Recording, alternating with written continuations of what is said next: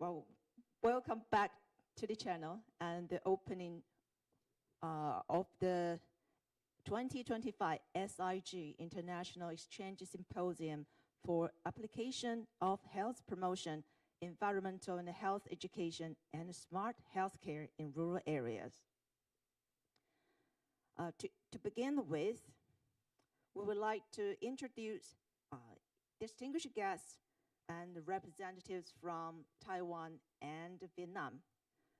Welcome the representatives from, we have many long-term partner universities from Vietnam, as well as experts and scholars from academia and industry in Taiwan. We would like to introduce guests from Vietnam. First, Da Nang University of Medical Technology and Pharmacy President Lý Thị Thuy, and Dr. Calvin Thuy. And the second, University of Medicine and Pharmacy at Ho Chi Minh City, Director of the Grant Innovation Center and the Director of the Center for Family Physicians, Dr. Pham Minh An. Thank you. And Thai Nguyen University of Agriculture and Forestry, Dr. Nguyen Vai Huit and Vu Hong Quan. And next, our experts from National Central University, Dr. Lin Tang Huang. Not yet, he's not coming yet. And Phổ Yên科技大学, Phổ Yên University, Dean of College of Environmental and Life Sciences, Lin Qinghe. And from Donghai University, Dr. Pan Renhao. He's coming later. And Mr. Cyril Huang. He's a line director of Medical Product Division from Campbell Electronics Incorporated. And from CAMU side, we are honored to have our Senior Vice President, Huang Youli, and Dean of College of Health Sciences, Dr. Guo Lanyuan. He's a project PI. And the third is Associate Dean, College of Medicine, Dr. Qiu Yiwen. And Superintendent of Kaohsiung Municipal Sargon Hospital, Hong Zhixing Yuanzhang. He's also the co-PI of this project.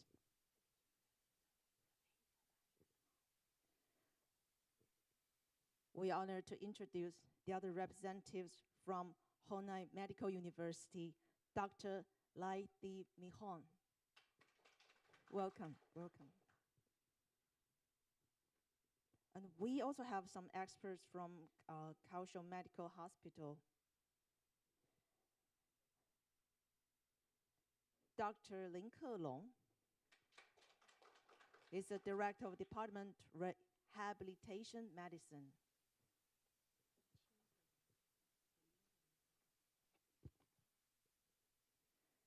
Attending physician, Dr. Zheng Zhihong, and Dr. Zhuang Yijun. He's the co-PI of this project as well.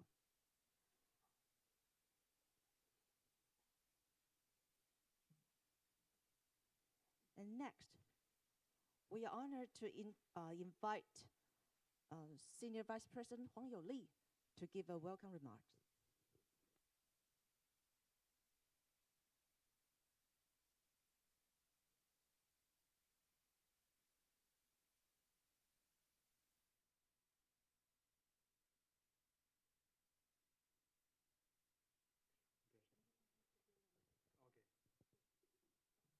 Okay. That's better. It is my great pleasure to welcome all of you to the 2025 Symposium on Air Pollution environmental education, and smart healthcare collaboration between Taiwan and Vietnam. On behalf of Kaohsiung Medical University, I extend my sincere greetings to our partners joining us both in person and online, especially our esteemed speakers and friends from Vietnam University and our colleagues from Taiwan. Today's symposium brings together two closely connected topics: environmental health promotion in the context of air pollution, and smart healthcare innovations from non-communicable diseases and respiratory care. As reflected in our agenda, this gathering highlights not only the scientific challenges we face, but also the powerful potential of cross-border collaboration to improve public health outcomes across our regions.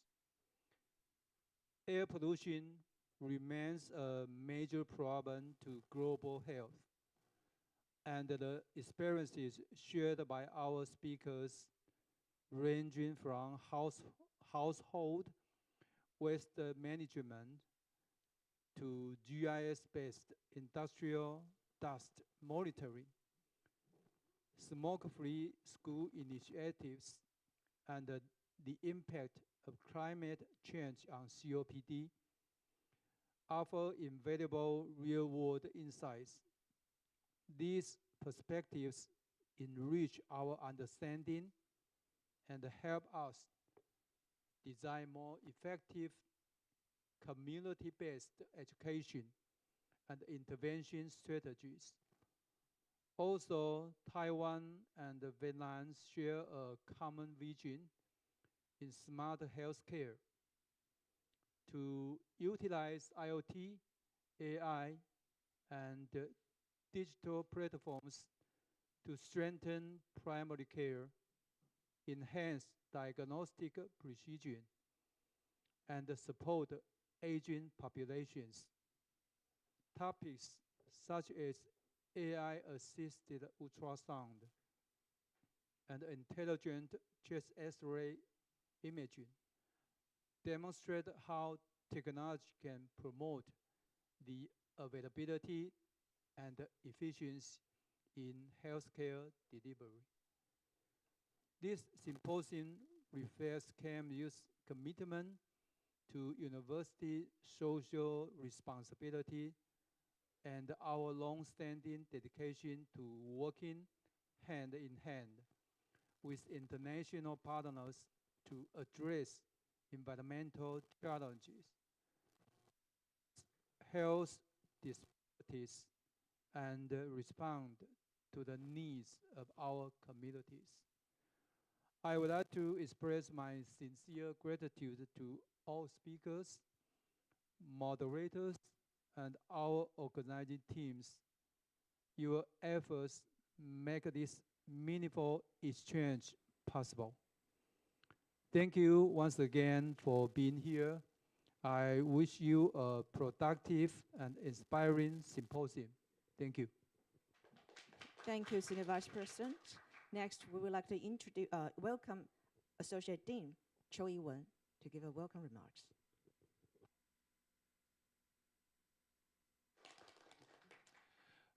On behalf of Dean of Medicines, against welcomes our friends from Vietnam, and thanks for all the contributions, the working staff for these meetings, and I just make it short and wish the meeting can successful workings and make progress on the interactions of environments and healthcare.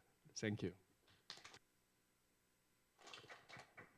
Next, we would like to welcome Dean of College of Health Sciences, Dr. Guo Lanyuan. Okay. Okay, as the PI of the USR project, I would like to welcome all the participants. And also, last year we have visit University of Medicine and Pharmacy at Ho Chi Minh City. And this year, we have the chance to visit the Da Nang University of Medical Technology and Pharmacy, and also Hanoi Medical University. And we are really glad both university, the rector arranged the visiting, and we have a good discussion for the further cooperation. And also, I would like to thank you, Taiyuan University of Agriculture and Forestry, Professor Hu.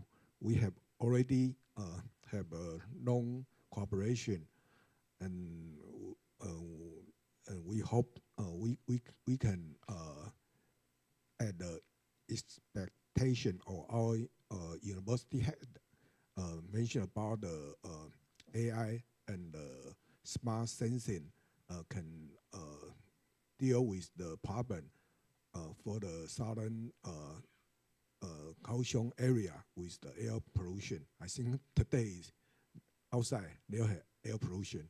Yeah, we can feel it. So at the end, wishing the symposium will have a great success, and that all the participants can gain valuable insights. Thank you very much. Thank you, Dean Guo. And before the section chaired by Superintendent Hong Zhixing, we would like to invite all guests to come to the front to take a group photo first. Thank you.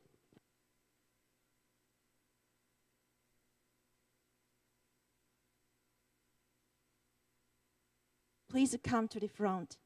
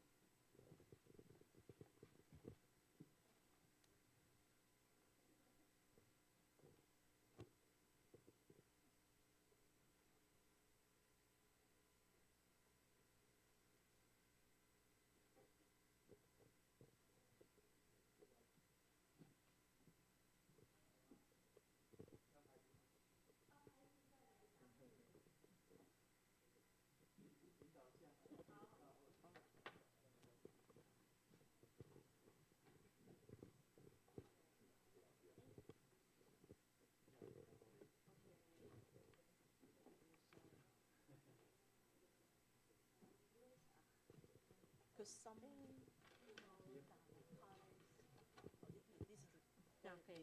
Good. Yeah. Huge.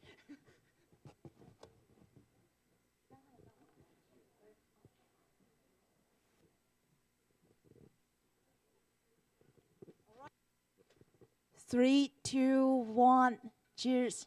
Thumb up. Another one. Another one. Another one. Thumb up. 3, 2, 1. Thumbs up. Nice. Thank you very much. The first section is coming up.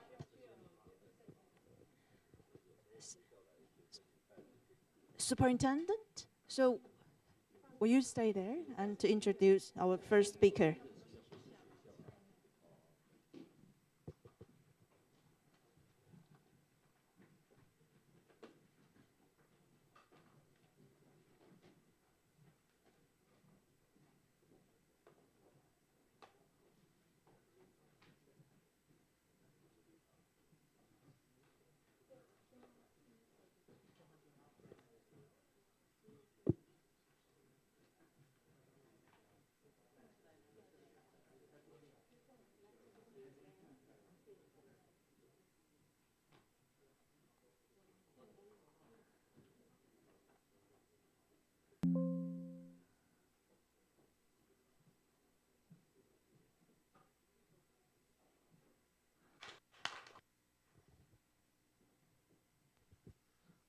Okay, thank you for the introduction from the superintendent. Currently, I'm 20 years, so how can I get the PhD 20 years ago? Okay, it's just and thank you very much for the Xiaogang Hospital because it's very important for this USR project. So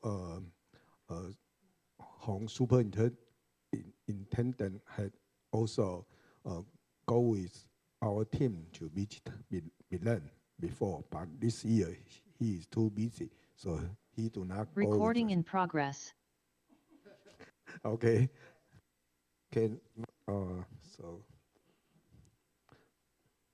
So I have a quick introduction about our project, USR project. It's about the air pollution, but also for the environmental education and health promotion. Okay, we just visited Xiaogang area yesterday. So we know nearby there has many industrial park. So Kaohsiung is a harbor city, but also is an industrial city. So there have many heavy industrial in southern Kaohsiung. And Xiaogang Hospital, and the superintendent is over here. and is locus in this area. So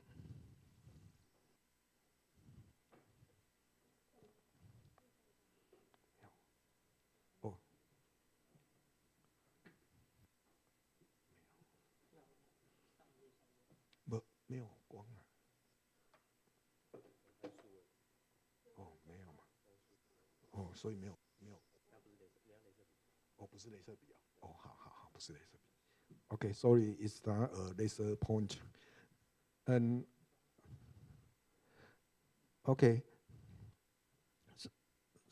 So yesterday I think many guests visit Dalimpu.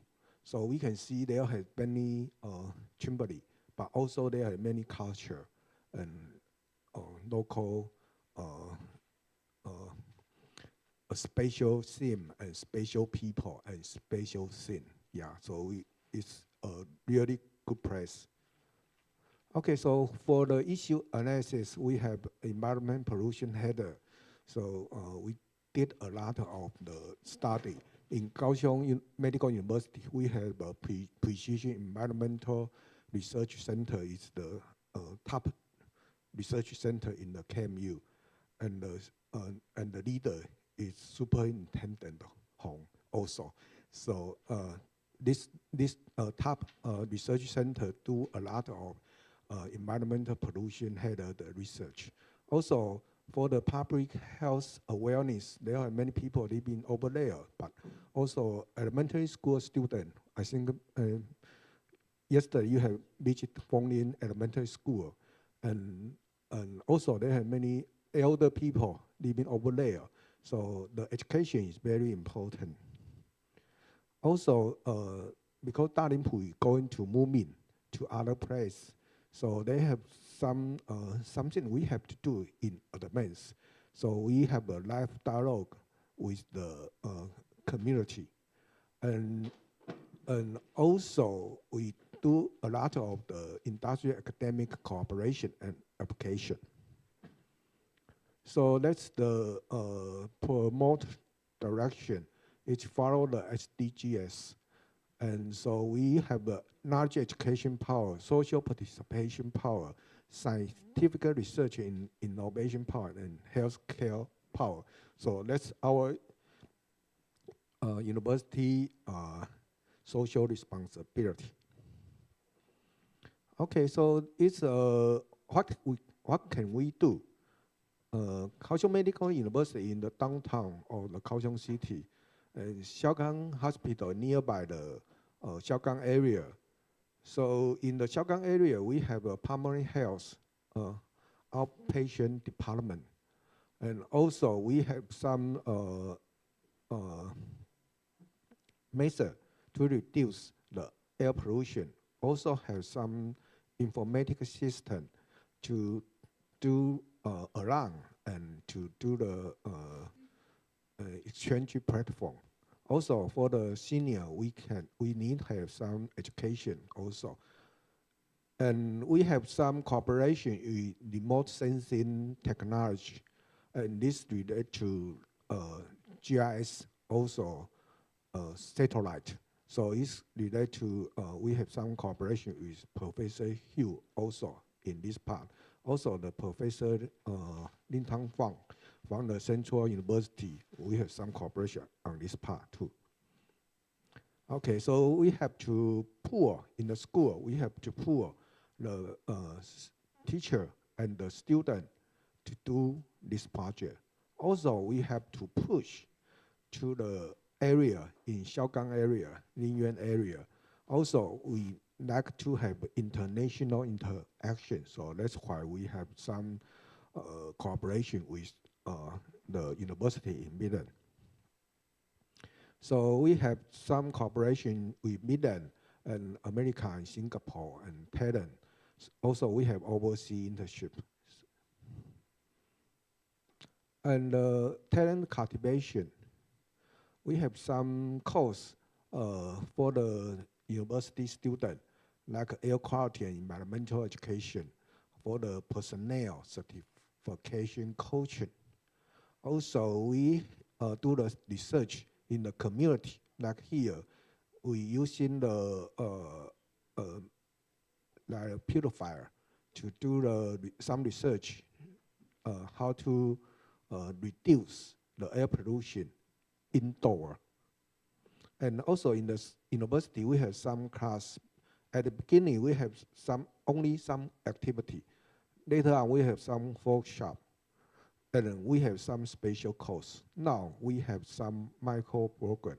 And our next step is we want to have some international micro program. So that's one part we hope to have the chance to cooperate with all the distinguished guests from the Midland. Also, we in the senior high school, we have some medical research club and high school student science practical project research. So you can see like this figure, that's the superintendent home, you can see. Yeah, so he go to the elementary school, senior high school, sorry, senior high school. So he tried to teach and tell the student what we are doing and what if you in the air pollution area, what should you protect yourself, or what the research you can do if you want to go to the university to study and what you can start for that. So it's a medical research class. Also, they have some community care. So like we go to the community in the activity center, and also asthma camp. Asthma camp is from the Professor Zhuang. He already raised this camp for more than 13 years. So it's really a long effort for this part. So this asthma camp for the child, then from the activity they will do the pulmonary function examination, also use experience about the table game, and they have some activity also. And we have some air pollution exercise program for special group, like for the elders. Okay, so that's the USR combined with CSR, combined with the ESG. Then that's our the concept. Also, we have some vitality, new vitality in the community. Like yesterday, we go to the National Kaohsiung University hospitality and tourism, and we have a herbal experience and seven sense experience. So it's really revive our body and mind. So in the community, we want to do this kind of thing also.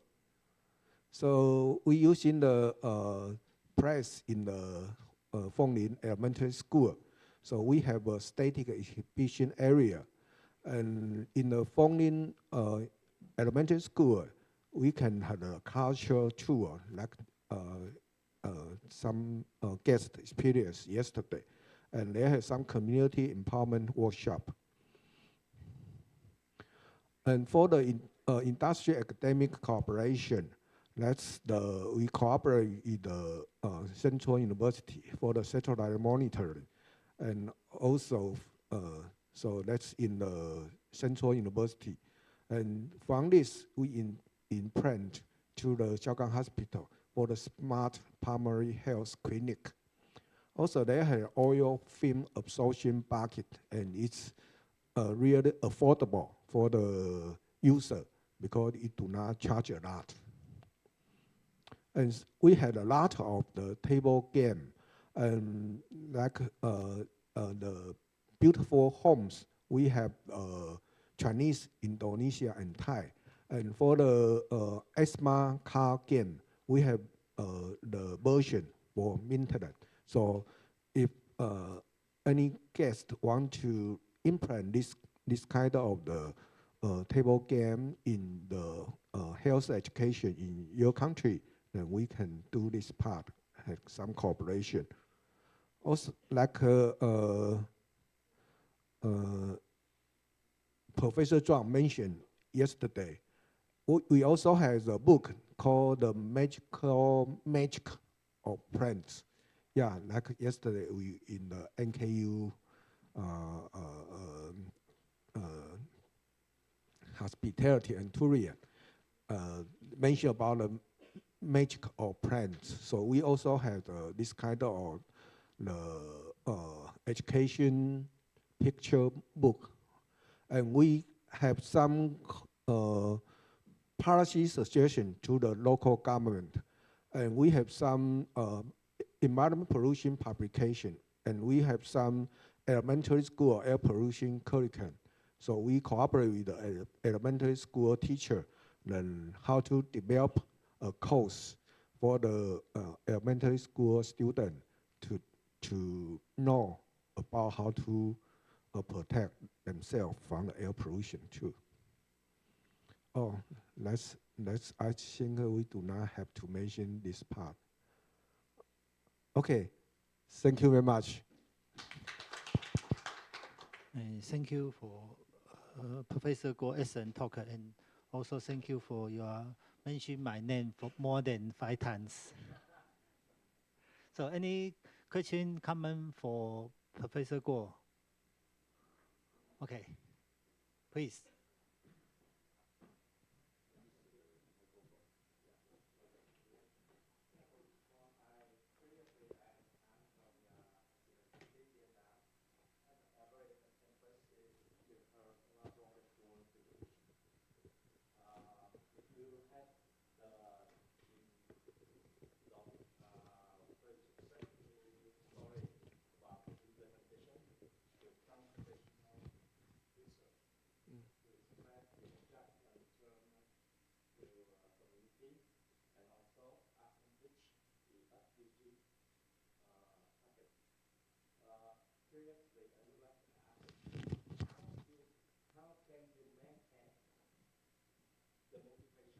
Mm-hmm.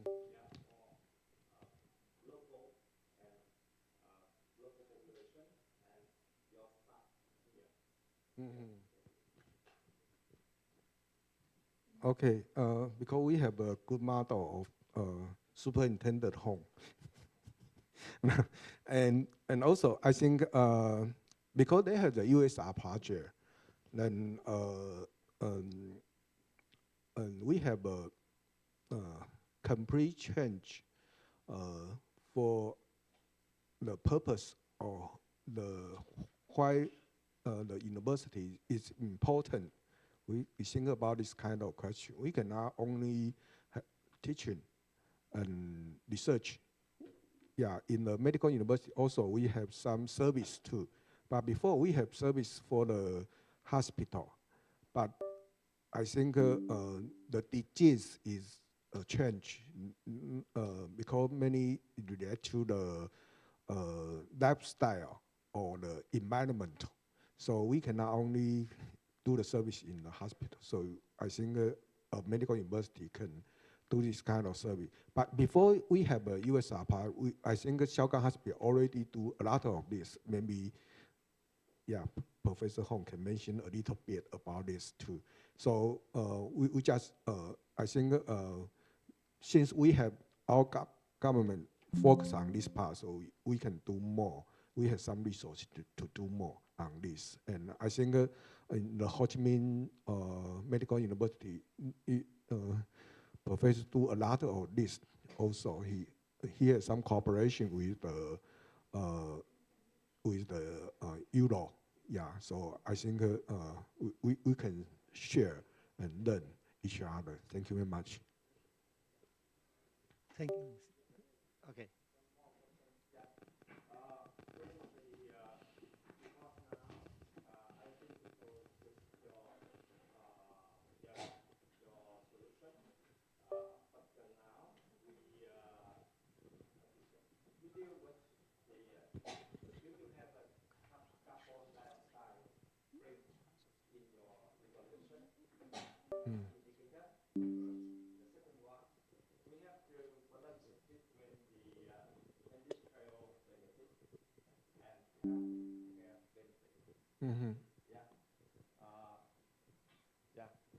The caution and also in Ho Chi Minh City, the same. We try to develop the industrial zone, and also we need to improve the healthcare. That's the ironic situation. How you balance with the committee, people committee here, with government. Yeah. How could you convince them? Thank you.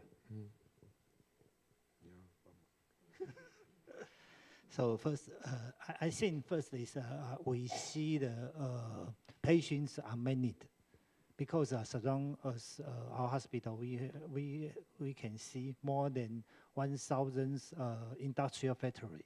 So every day we see the patient, their disease is related to the environmental. So we have some investigation about the urine heavy metal exposure, more than 30%.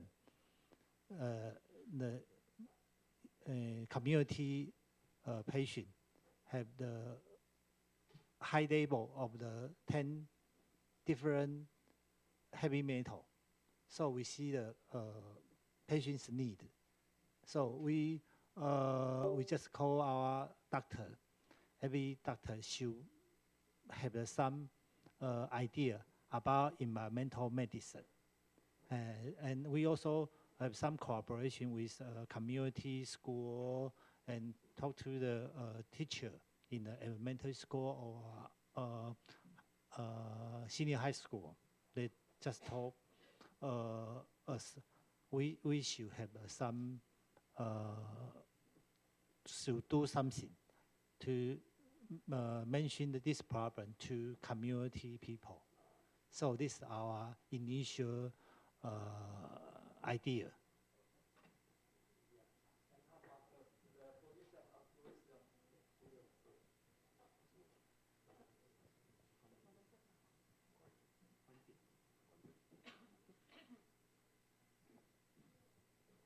Okay.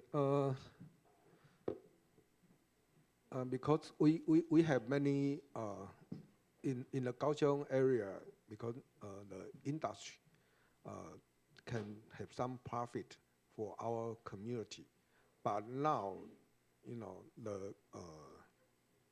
the everybody treat their health more than before. So health is a very important issue, yeah, in the community. So I think university can cooperate with the local government to deal with the community problem. Yeah, thank you. Okay, thank you for your question. Because the time is delayed for more than 30 minutes, so we should move to the session 1, International Exchange Special Speech. And in this session, the moderator is Professor Lin Ke-long. Let's welcome Professor Lin Ke-long.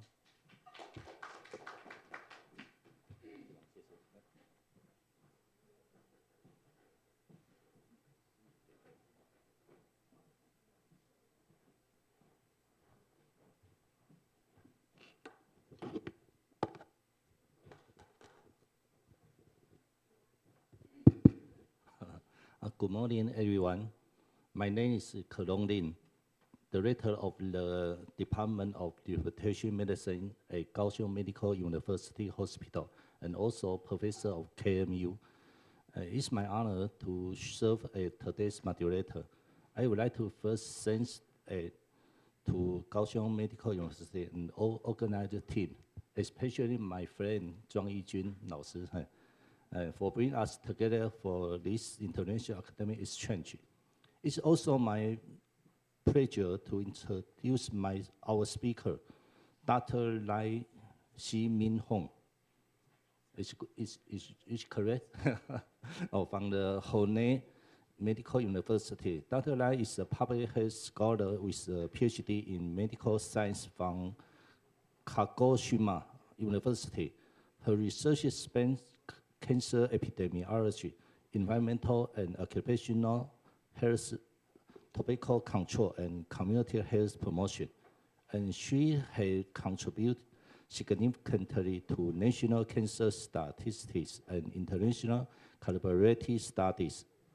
Today, she will share important insights from Vietnam's experience in health education and environmental health promotion. Please join us in welcome Dr. Lai.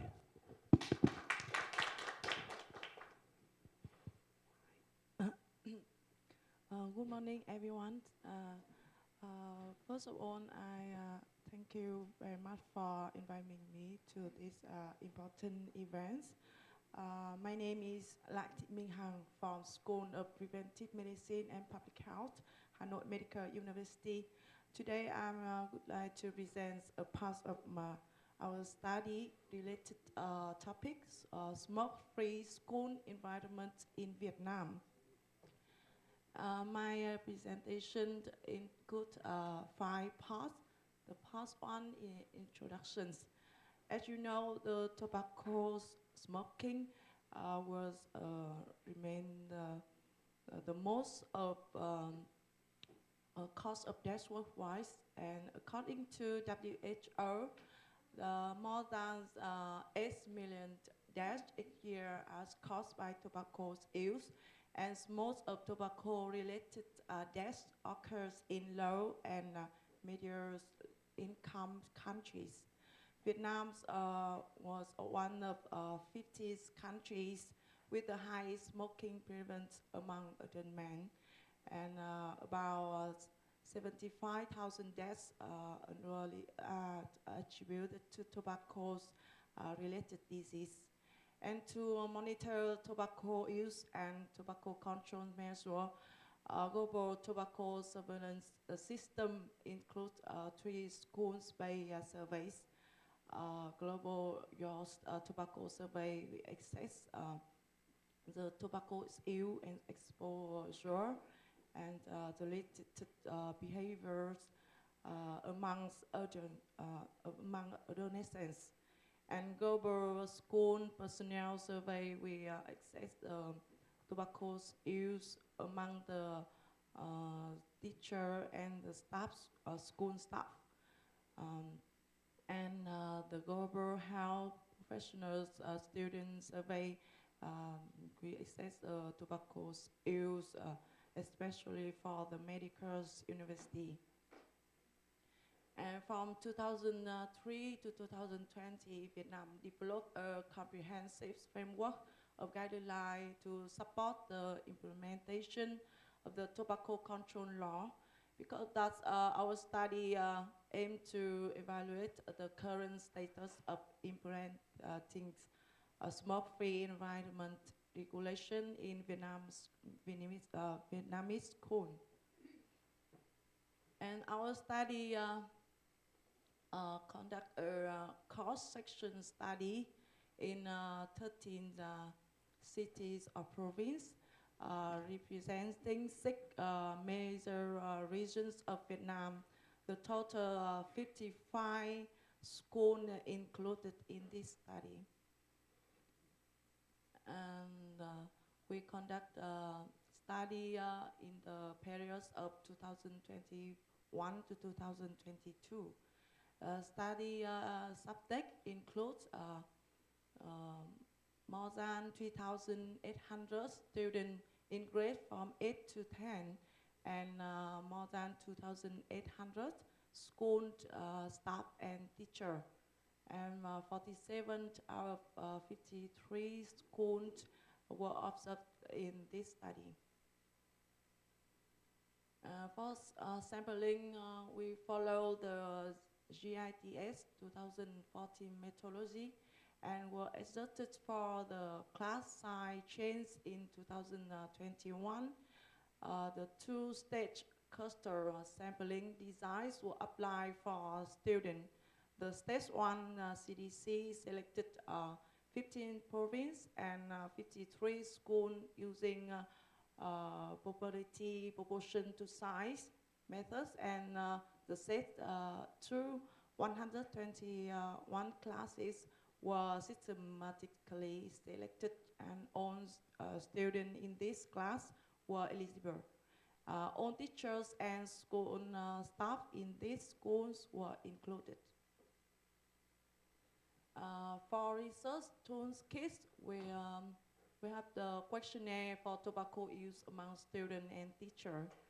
And the update 2015 GITS tools with question on new tobacco like e-cigarettes or his tobacco smoking product to fit Vietnamese context. And the teacher survey also expand to include new products and the teaching activity on tobacco harm and the tobacco control law.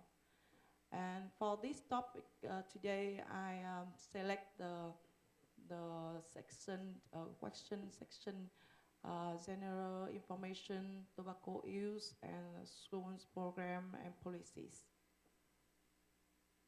For school observational techniques includes 2 parts. The part 1 is general information, for example, the school name, type, location, and date of observation. The part 2, the smoke-free environments components, includes 5 criteria. First one is smoke-free regulation posted in high traffic area within the school, and the second is no smoking signs in classroom, office, cafeteria, and other common area. The third one is no selling or advertising of tobacco products on school premise. And the fourth one is no smoking related items, the ashtrays in the classroom or office. Number 5 is no smoking of cigarettes, but in classroom, office, and anywhere on campus. And we did analysis. Data were collected by self-finished questionnaire and inputs by Excel and transferred to Stata 14 for cleansing and analysis. And the frequency and percentage were conducted for the key variables. And for observational assessment, there are 28 checklist items. Was scored 1 point per component item. So score range from 0 to 28. And school competence level were categorized into 4 groups: 100, 75 to less than 100, and 50 to less than 75%, and less than 50% of the maximum score. And the study were reviewed and approved by RB of Hanoi Medical University. And all study subjects were informed about the study objective and their right to agree or refuse to participate in this study, as well as their right to withdrawing any time of the study. This is our result. I will present the brief of characteristics of study subject. Among students, 51% were 40 years old, and 38% were 50 years old, and the gender distribution, male and female, relatively equally, but higher in females, 53.4%. Among the school staff and teacher, we can say that 2/3 were female, and 75% the people age from 30 to 49 years old. The figure 3 is so the tobacco use among students and school staff or teachers. We can see that among the students here, the current smoking still remain stable when compared to 2014, around 3%.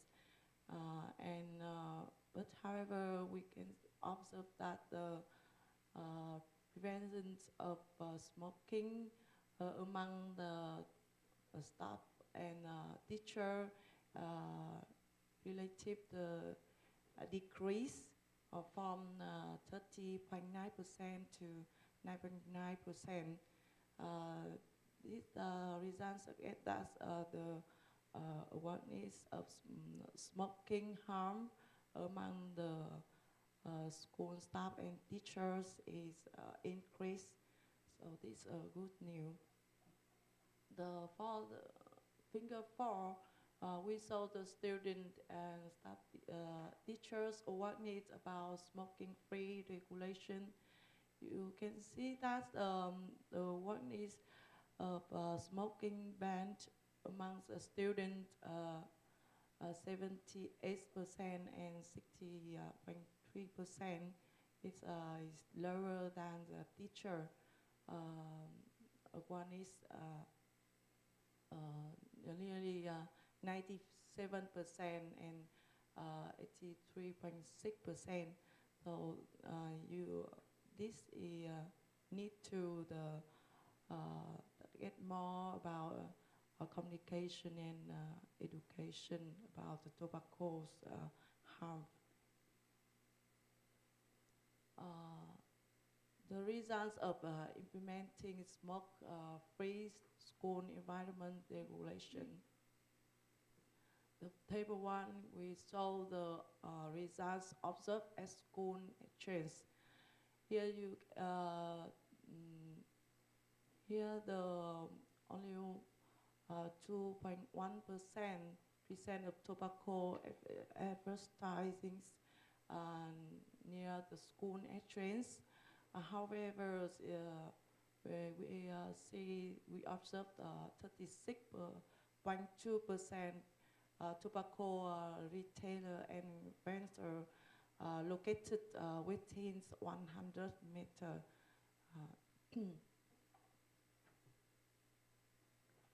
In table 2, the results we observe in Skonja area. These areas, you see the no smoking sign only 23.4%, and so many cigarettes, butter, 55% Skonja were saw this happen, and the tobacco smoke cell also observed 90.1%. These results get difficult to control smoking in these areas. The table 3, the results observed in the corridors of classroom and personal rooms. These areas better controls, but however is having notable force gap because the presence of no smoking sign still low, only 34%, and still see the 27.7% the cigarette butts in the corridors. And the results observed in the classroom areas. Classroom areas were well controlled with almost no signs of smoking observed. However, the loss of no smoking sign or the educational material or tobacco controls, so we limit the efforts in the tobacco control law. In the figure 5, we saw that smoke-free environment regulations are not yet effectively implemented across school setting, because 80.8% the school score 50 to less than 75%. In conclusions, overall enforcement, the implementation of smoke-free environment regulation in schools is largely at a moderate level, because the measure of school 80.8% achieves a compliance score between 50 to 75%. And about tobacco availability and marketing, the direct tobacco marketing and advertising within school premise were raised, observed only 2.1% of school. However, external availability remains a significant challenge, with 36.2% school having tobacco retail located within 100 of school gate.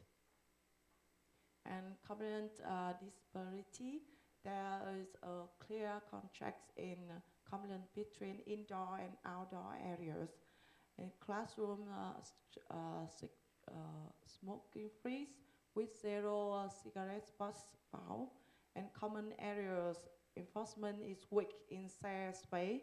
Cigarette butts were frequently observed in school jar, 55.3%, and corridor 27.7%. And the continued presence of ashtrays in corridors 8.5%, and the low visibility of no smoking signs 34% in corridor and 23.4% in school jars, undermine the effectiveness of the smoke-free policies. Yeah, based on our result to improve the implementation of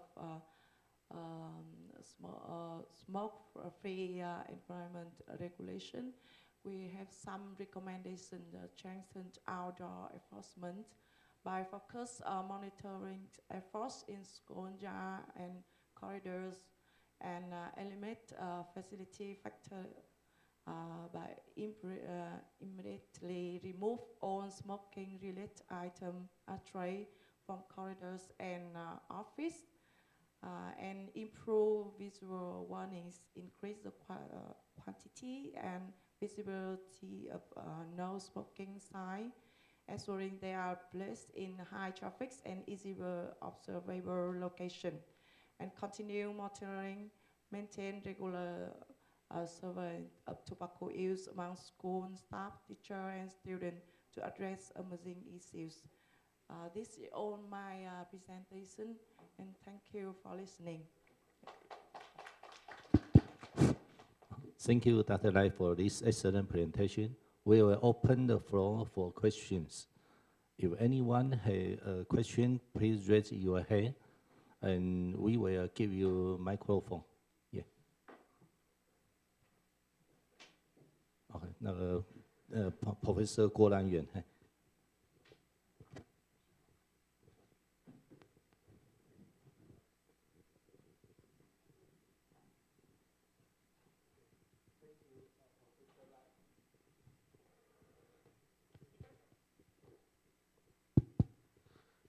Thank you, Professor Lai, for your excellent speech.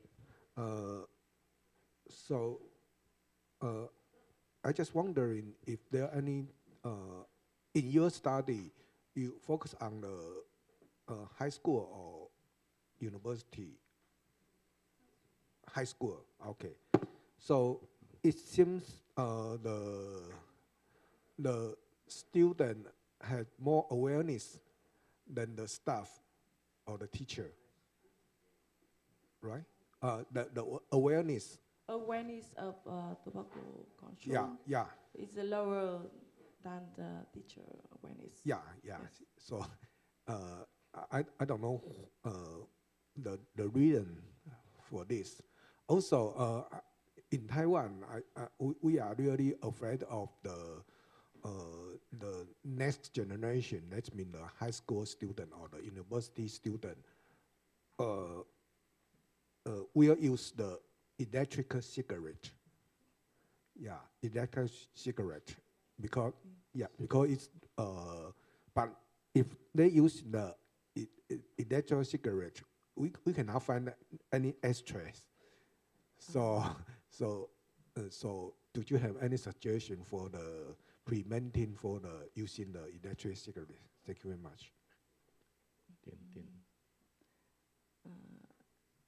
Actually, this our studies conducted among the student in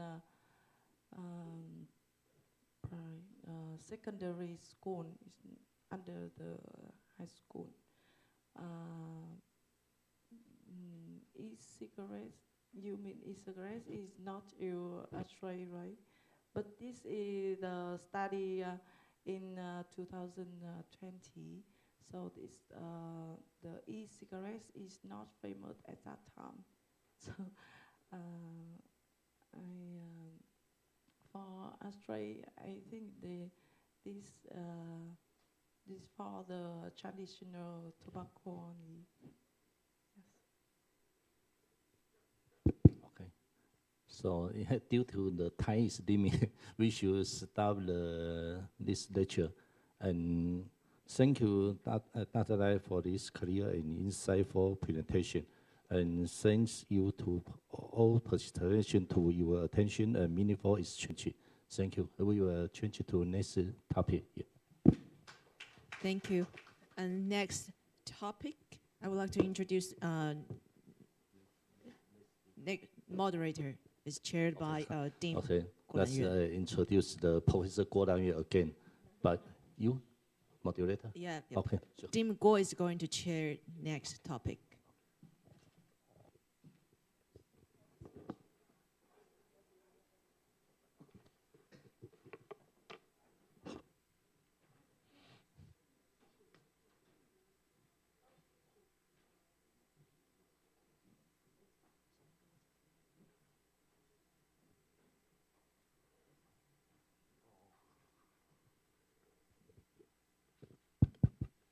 Okay. it's my great honor to introduce the next speaker, Ryan Hugh. Yeah, Professor Hugh get a bachelor degree from the Taiwan University of Agriculture and Forestry, and a master degree from the National Central University, Taiwan.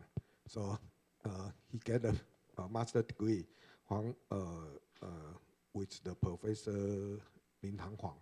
So he had very experience about the Taiwan. Also, Professor Hugh got a PhD degree in the Central Institute for the Natural Resource and Environment Study, Hanoi National University. And now he served in the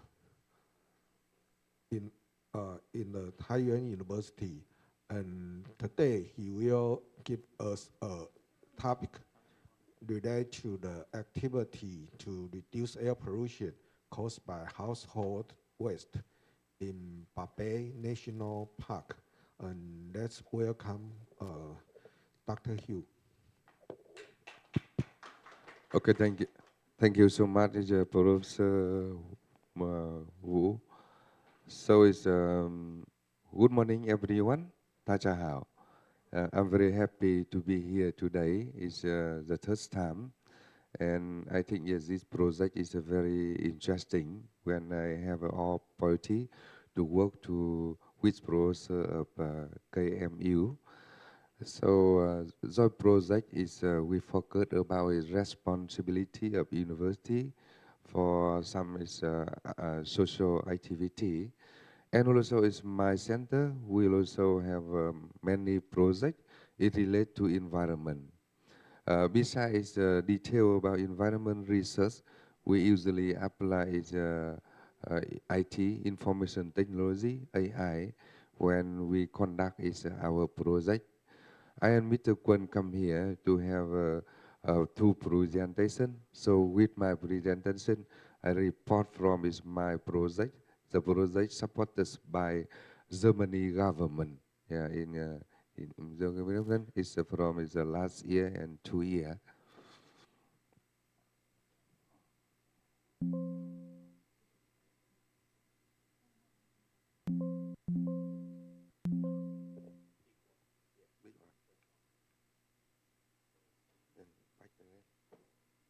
Okay, so the time is not too long, so to have a talk detail about it relate to my presentation.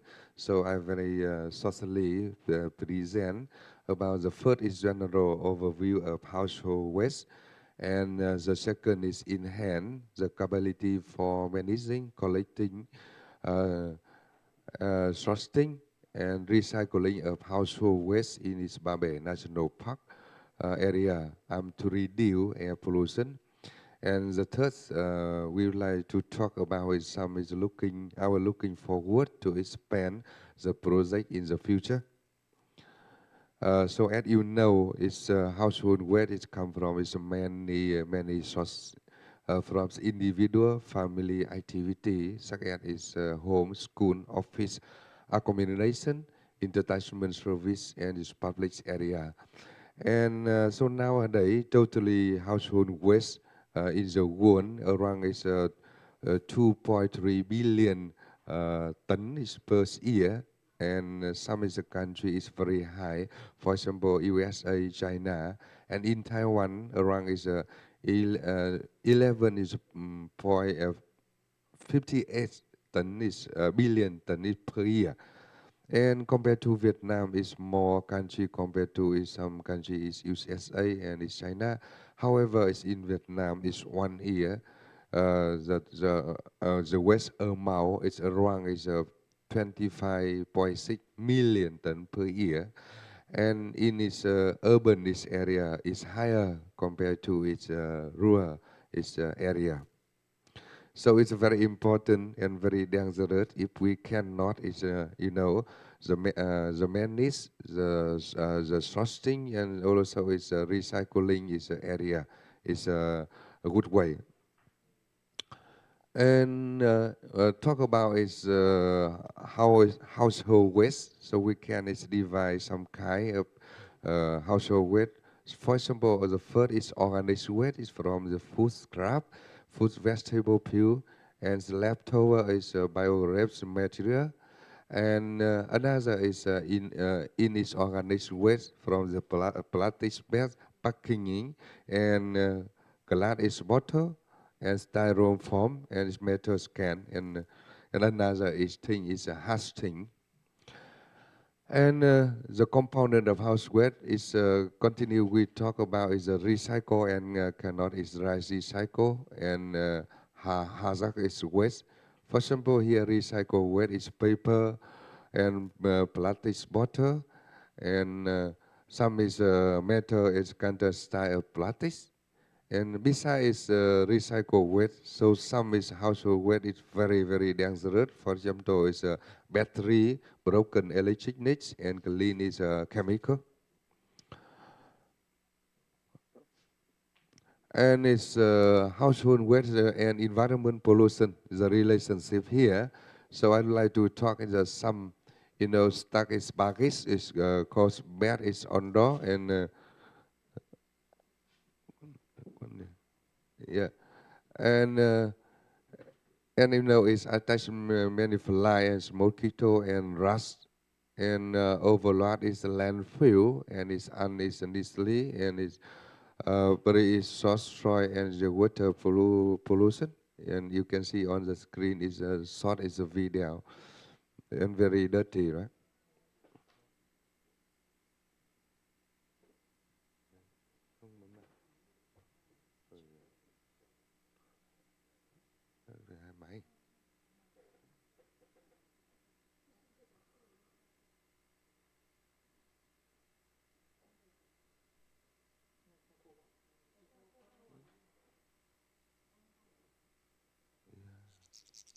And the second.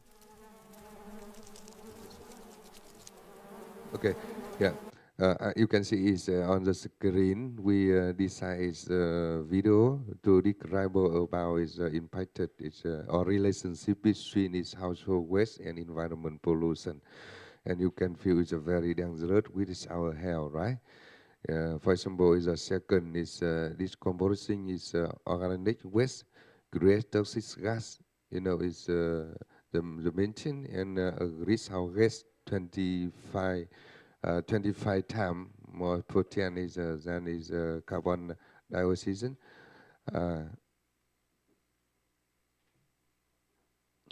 And here, impact of environment pollution from this house waste, it relates to water, it relates to soil, it relates to its air, its air environment. And of course, if we cannot manage the household waste well, so it's other way to reach to our environment. Yeah, the first you can see is some is soil or it flow into the river and the lake, and of course is a pollute, is a water resource.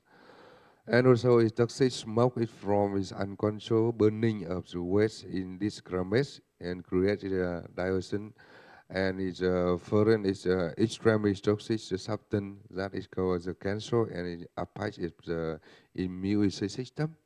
And also the plastics and its nylon is as difficult to decompose, and take hundreds of years to decompose. Completed, it's a very long time in when it's keep in its land.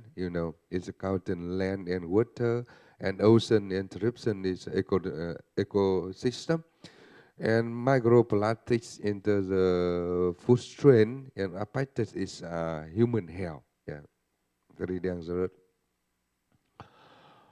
And for the impact of environmental pollution is household. We can the first is for environment. It impacts direct to is soil, water, and pollution in reduce biodiversity and contributing is to climate change. And for human health, it's called is pest battery and disgastritis and dermatologic disease and increase the risk of the food poisoning is due to bacteria from its baggage. And for the social and economic, is spend a lot of money every year in every country, also in every location in Vietnam and other is a country. I think spend a lot of money for man need for collecting and for treat is household waste and impact to urbanist landscape and also tourism. And the second is main of our project we focus about is enhance the capability for management, collecting and sorting and cycling household waste in Ba Bể National Park. I would like to introduce about is Ba Bể National Park in Vietnam. I think maybe all of you here is never been to Ba Bể. So this is a big, fresh water and in the mountain. Yeah. And very famous. Now it's one of 20 the most freshwater lakes in the world, in the mountain. And here is many beautiful landscape and the local people here and many multicultural, international culture. So I would like to invite all of you here have a time to visit because now I still here to control is many projects here and I can have time to welcome you. And every year, a lot of guests come here, domestic guests, and also is a foreigner is guest, international guests come here to visit. So also is the reason is it relate to environment from is household waste impact direct to this area, and in is our project, we have many projects, but here is one project to improve the environment of in Ba Bể National Park. The totally project is 100,000 is 100,000 euro in 2 years. And here is Ba Bể Lake. And the targets, the objectives of project we focus about is 198 households of 3 villages is around of the lake. And also we focus about the school, primary and secondary school, and local government head of the community of people.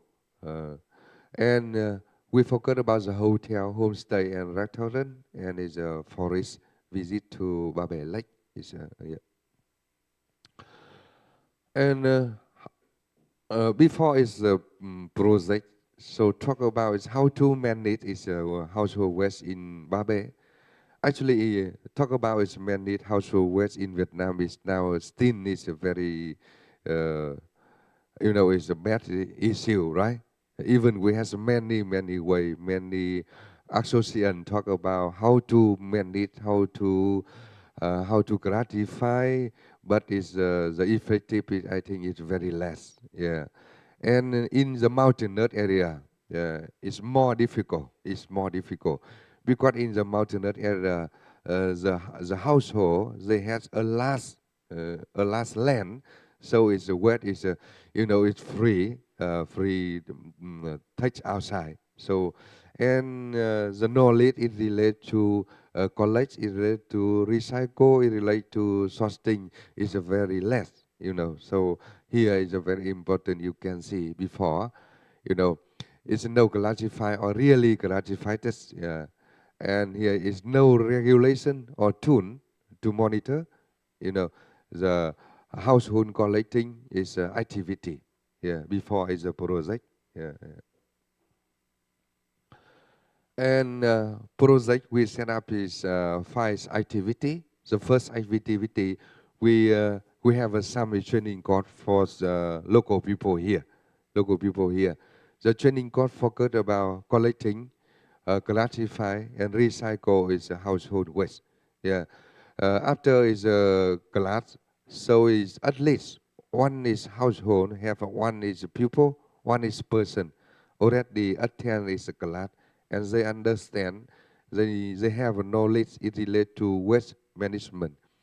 And they know about how to collect its household waste, and how to classify household waste. and he know how to reuse in the household waste. Especially it's here, the local people here use some is a kind of organic waste to reuse for making fertilizer. Yeah, making fertilizer and for plant. And also is we have some is activity, some content. It relate to environmental is what with is some is side here. It's like this. Okay. Yeah. So it's the local people here.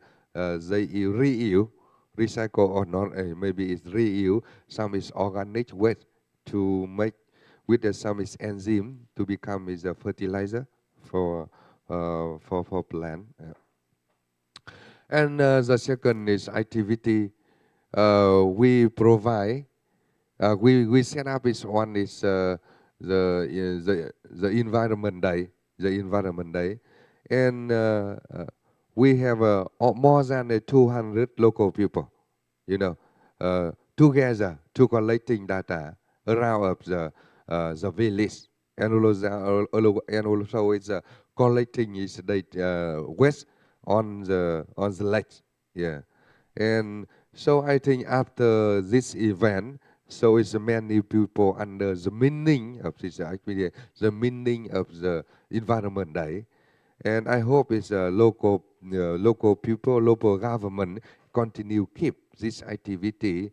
I think it's not only is environment day, it may be monthly or maybe college equally, and every year continue have a big pupil amount to take this activity.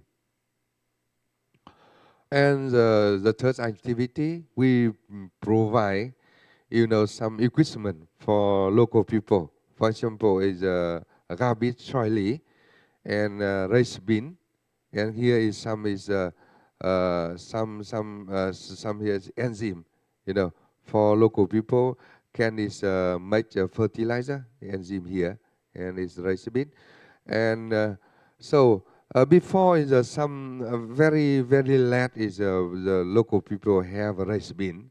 They keep in bag, plastic bag, yeah, in plastic bag, and then after that is put out the road and is the garden. So we provide here. Each family we have two rice bin, So totally 198 household.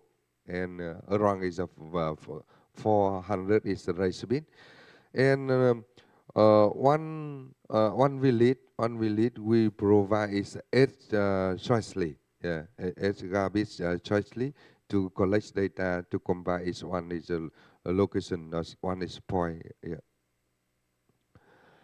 And the IT4, so we develop is a regulation, very important. If we teach, if we provide is equipment, but no is a regulation is very important to keep, to maintain is sustainable about activity collecting its data.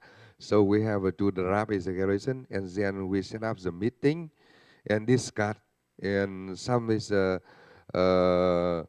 idea from is local people about is how to have a good regulation. And the farmer can is follow, can is attend, it can is implement to the regulation to keep the household waste is suitable. And here you can see on the screen here, yeah, have a meeting and have a 2 side, yeah. And the last is activity. We design, one software to report the waste amount. The waste amount is per day, and also is the system in here is can record percentage of organic and inorganic, and also the tool to report illegal is waste littering. Yeah, this is a system. Okay. Yeah, the system here you can see. Yeah, on the screen here also have some is knowledge. To help local people understand about the meaning environment polluted and household waste, and human health, and is classified household. Here, some is document, some is video for local people understand. And here you can see the total is household per day. So for example, today is 8, so the rice bin is the household waste yesterday. Yeah, the total of 3 villages here, 3,600 kilogram. Yeah, and of course we have a record image of illegal is waste littering, and some photo here. Yeah, okay. And you know, so is the local people. Everybody can describe report about some illegal out of is take household is take waste out of and illegal. And also the local people can is update amount of waste every day. Yeah, and as mean we can see its own its household, own its family already report the waste every day. Yeah, and the last is project is affected. So we already, after this project, we are ready to have some question to review, and the local people, the participant of the project, and also we had the interview, the guest visit to Babe. So it's almost it's very very good project, and environment already improved. Yeah. And in the future, we want to have expand to project to another location, and the cooperate with is a research organization to develop smart technology for waste collecting, sorting, and recycling. Develop its management economic model for community to ensure that collection activity is maintained sustainability. So here, thank you so much for your attention. Yeah. Thank you. Okay, thank you, Professor Hugh. We have a panel discussion, so Yeah. we can have a Okay. question later.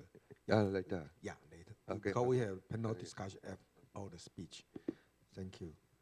And okay, we would like to invite the next speaker, Bill Hong Kwan. Yeah, Bill Hong Kwan got a bachelor degree in the environmental science in the Taiwan University of Agriculture and Forestry, then the master in the environmental science, the Taiwan University of Agriculture and Forestry. And today he will give us a speech about the GIS application in modeling the dust pollution impact on cement factory on the air environment. Let's welcome Dr. Kwan.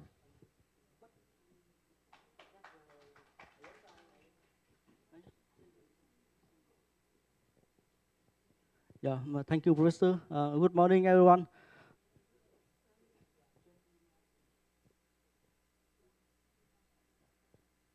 Yeah, my name is Vũ Hồng Quân, and I'm the head of the Information Technology Department from the Geoinformatics Research Center at Thái Nguyên University of Agriculture and Forestry, Vietnam.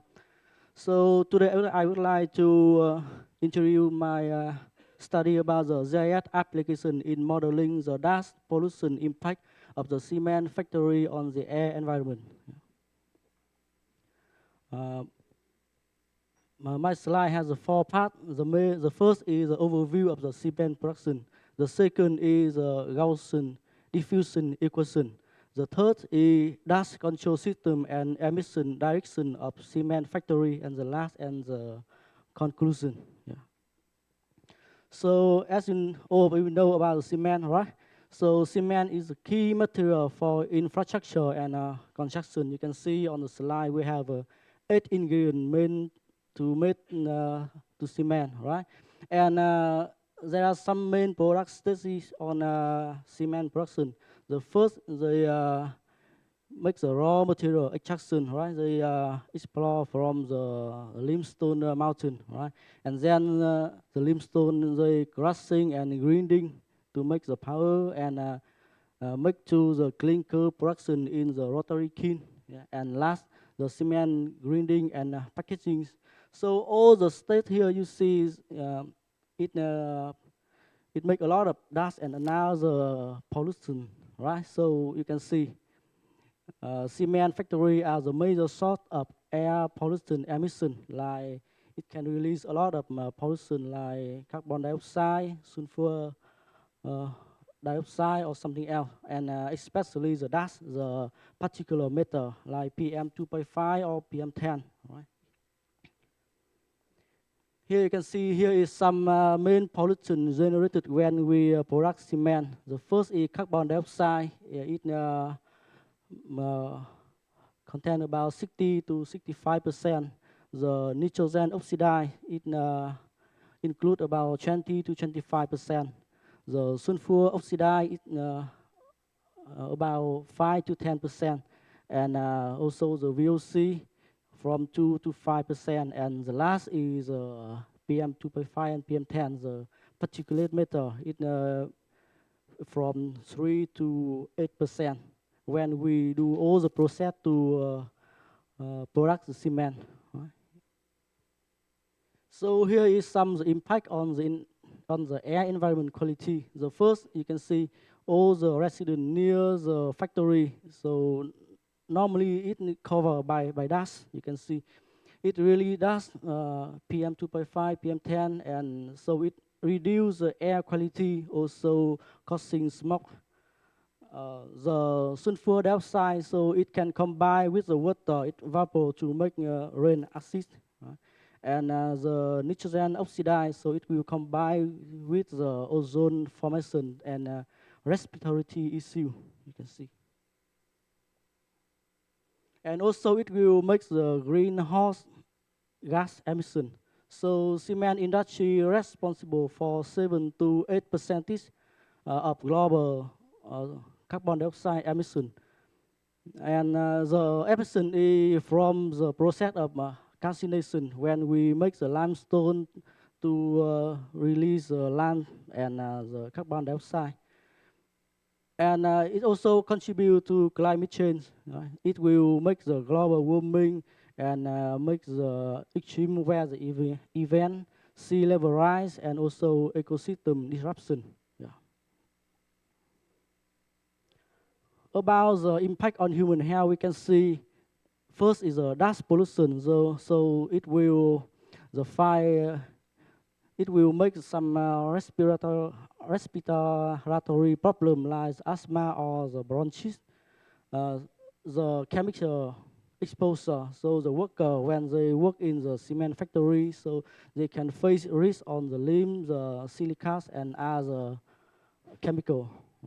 The noise pollution. So it also exposed to lead the hearing loss, right? Can make the hearing disagree. And also the heat hazard, so the kiln worker, they can experience with the heat release some illness. Yeah, you can see a lot of harmful effect when people or when worker working on the cement factory. So in the second part, we're using the Gaussian fusion equation to make the model to simulate the pollutant dispersion in the air. And this model can predict the dust concentration and at the different location, also with some conditioner. And this model will suitable for the continuous emission source and also with some area like flat and open terrain. And also this Gaussian model also it also highly compatible with the GIS spatial analysis. So you can see on this image, right?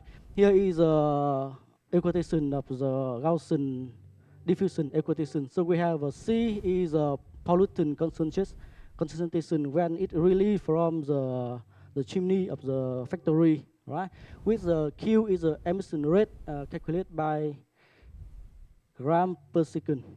The U is the wind speed meter per second. And also you can see we can calculate by horizontal and vertical dispersion coefficient. And with the H is the effective stack height of the chimney, and the delta H is the plumber rise when the smoke is released from the chimney. You can see. So to applying the Gaussian model in GIS, so we need some input data. You can see the first is emission source location, where the cement factory is put. We need the location, and the second is some weather conditioner, like wind speed and the direction. So we can see the direction where the smoke, where the dust is released by hour or by day. You can see. And the last is the terrain and land use. So we can see which or where it will affect to the resident area or affect to agricultural land. Where? Yeah. And after using the model in GIS, so we can see the output. Here is a raster image when we calculate the direction and the amount of the dust it released by the cement factory.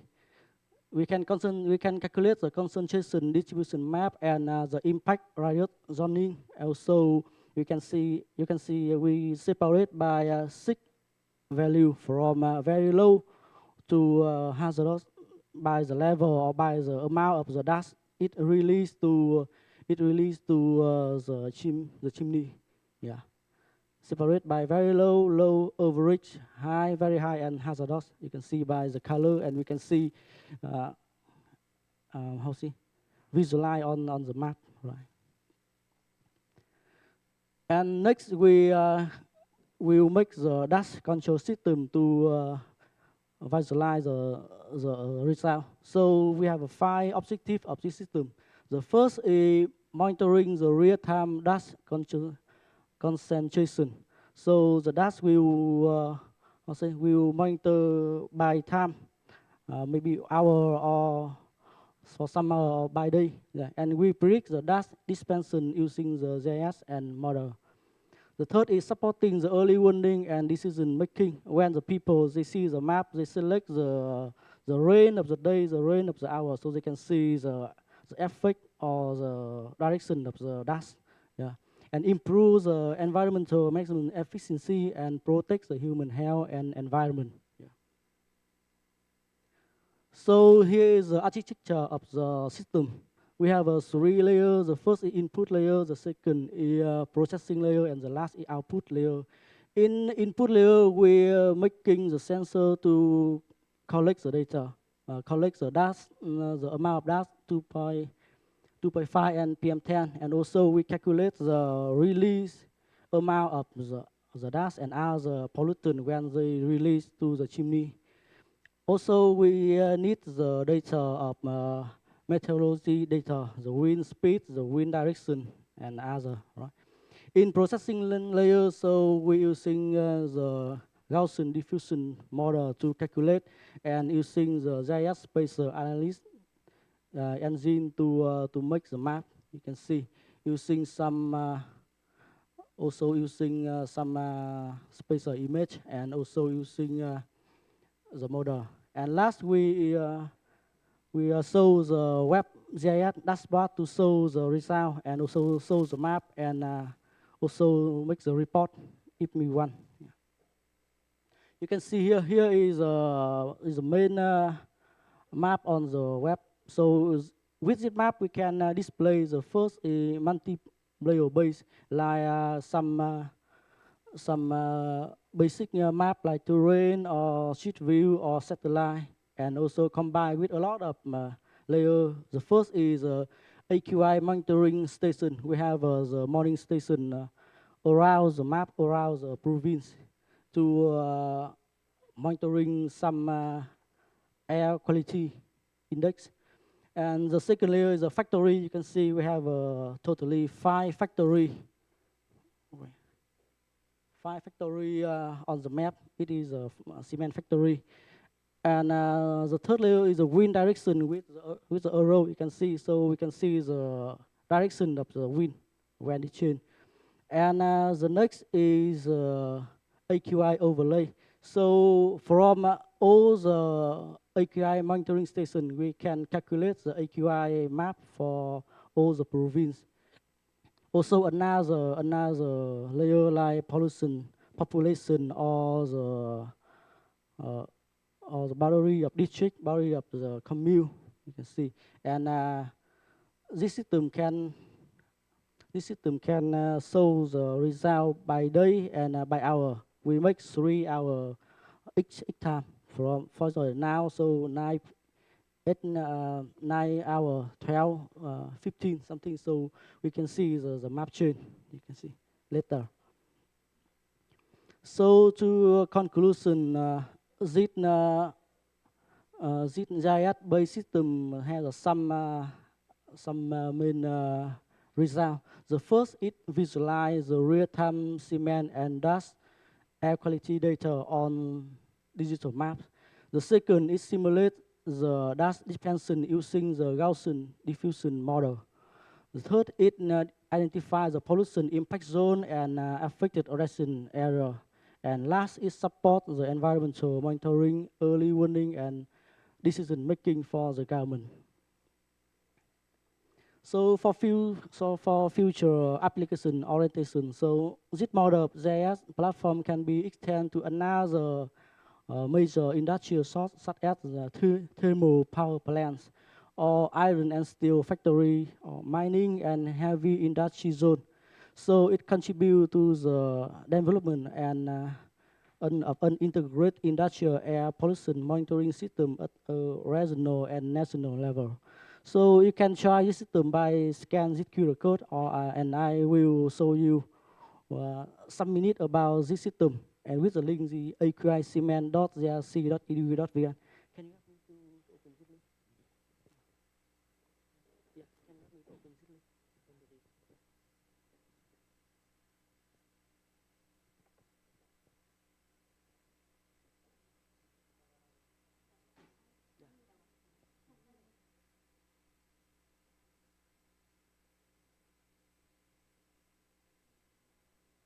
Here is website of Dr. Hiểu. You can see all the waste management in Ba Bể National Park.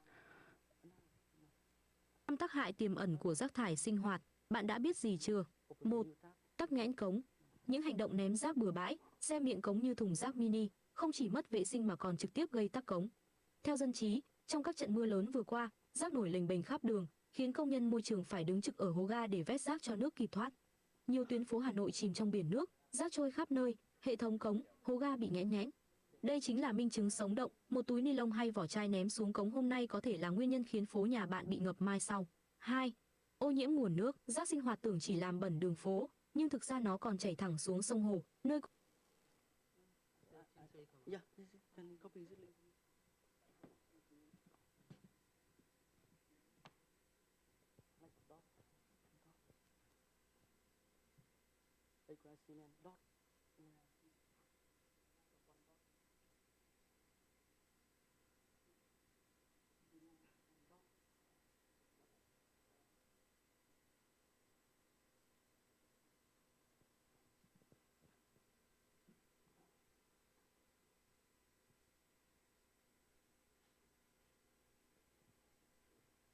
Here you can see here is the main interface of the system.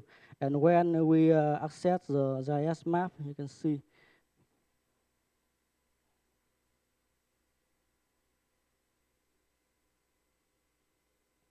see here is overall map of Thái Nguyên city with the overlay is the AQI layer. So from the AQI monitoring point, so we can do the interpolation to make the AQI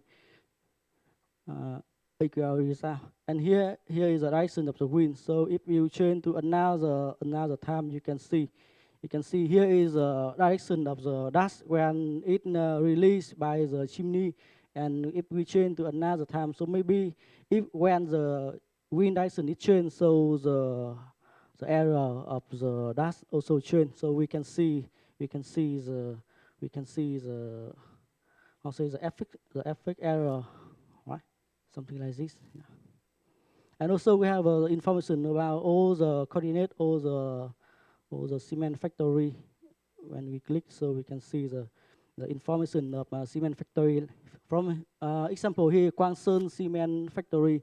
So you can see the AQI in Kwangseon, also some information, the carbon monoxide, the TSB, the direction of the wind, and the speed of the wind, something like this. Yeah. Okay, I think so. Thank you for your attention. Yeah.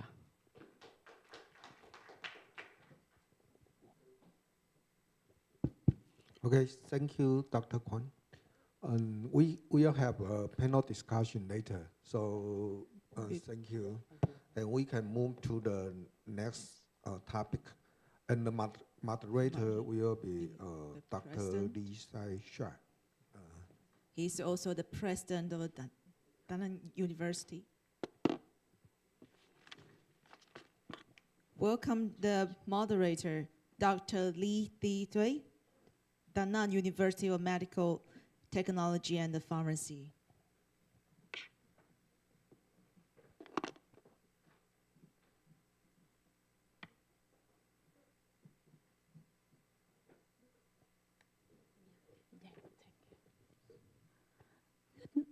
Good morning, everyone. My name is Thuy Le. Now, I would like to introduce our presenter, Dr. Hun Tan, from Da Nang University of Medical Technology and Pharmacy. He is online. Hello, everybody. Can you hear me? Dr. Hun, how a doctor of preventive medicine degree, a master's in occupational and environmental medicine, and a PD in global health from Taipan Medical University. He is now a postdoctoral researcher in respiratory medicine at the University of British Columbia in Canada. He is also a lecturer of the Faculty of Public Health at Da Nang University of Medical Technology and Pharmacy. Today he is presenting the topic environmental education for respiratory health and the impact of climate change and air pollution on COPD. Please join me welcoming Dr. Hun. Okay. Hello, everybody. You hear me clearly? Hello? Anybody hear me? Hello? Yes, yes. Hello? Yes. Yeah, okay, good. Yeah, good morning, distinguished colleagues and students. My name is Huang. I'm currently working at the Faculty of Public Health, Da Nang University of Medical Technology and Pharmacy in Vietnam. And I'm also conducting the research at the University of British Columbia in Canada, focusing on the respiratory medicines. Today, I'm honored to share with you a topic that I believe is critically important in our current context, the relationship between the climate change and air pollution and the COPD. So this presentation is built on the series of my study.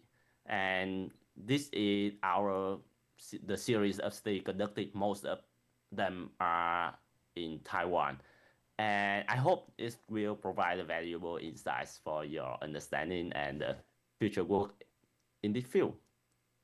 Okay, next. Let us begin with an introduction to understand why this has become such an urgent public health concern. Next. COPD is not simply an ordinary respiratory condition. It represents a genuine global health crisis. According to data from 2019, COPD stands at the third leading cause of the deaths worldwide, claiming approximately 3.2 to 3.3 million lives every year. To put this perspective, that is equivalent to the entire population of a majority city disappearing annually. So what makes this event more alarming is that this substantial disease burden is being dangerously amplified by two interconnected environmental challenges. On one side, we have an environmental disease burden, which includes air pollution from industrial sources, transportation, and other human activities. And on the other side, we have global climate change with increasingly frequent extreme weather events. The two forces do not operate independently. Rather, they interact and amplify each other and creating a vicious cycle that progressively damage respiratory health. And understanding this interconnection is fundamental to develop effective intervention. Next. And this brings me to a key point I want to emphasize. The powerful environmental forces do not act in the isolation. And the critical mechanism here is one, mitigation and amplification. As you can see in the diagram, climate variability, including factors such as temperature, humidity, and weather patterns, do not always directly harm to the lungs. Instead, in many cases, it's its harmful effect through amplifying air pollution. And in the other words, changing atmospheric conditions can make the same amount of pollutants more dangerous, or can increase the concentration of pollutants in the air we breathe. The intricate relationship between the atmospheric condition and airborne pollutant means that climate variability can directly worsen the COPD severity by increasing both concentration and toxicity of pollutants. And understanding this mediating relationship is essential for designing effective public health intervention. And that is precisely the objective of today's presentation, to synthesize the current scientific evidence on the mechanism, impact, and population-specific vulnerabilities associated with the combined environmental threat. Next. Now let us examine in the detail the key environmental factors that drive COPD exacerbation and progression. Next. Scientific evidence has established clear link between the specific measurable environmental factor and COPD outcomes. The drive can be broadly categorized into two groups. The first group consists of primarily air pollutant, which directly assaults the respiratory system. We have a particular matter, both PM2.5 and PM10, which are tiny particles that penetrate deep into the lungs, causing inflammation and oxidative stress. Then there are nitrogen dioxide and sulfur dioxide gases that irritate the airways, trigger bronchoconstriction, and simulate the mucus hypersecretion.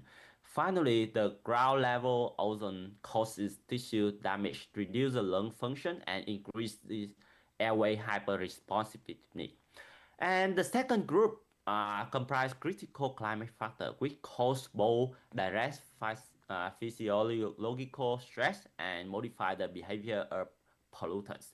The temperature extremes, including both heat waves and cold spells, play directly cardiovascular and respiratory stress on the body, while also affecting pollutant dispersion.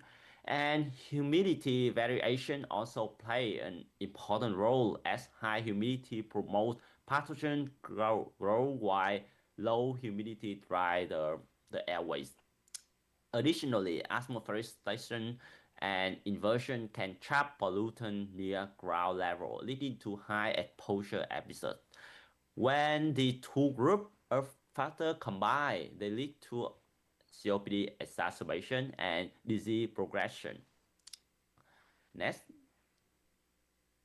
Among air pollutants, PM2.5 emerged as the principal threat and, importantly, modify a risk factor. So what exactly PM2.5? They are ultrafine particles with the diameter of less than 2.5 micrometer, probably 30 times smaller than human hair. This small size allows them to travel deep into the terminal bronchi and bypassing the body natural defense mechanism and depositing in the sensitive airways.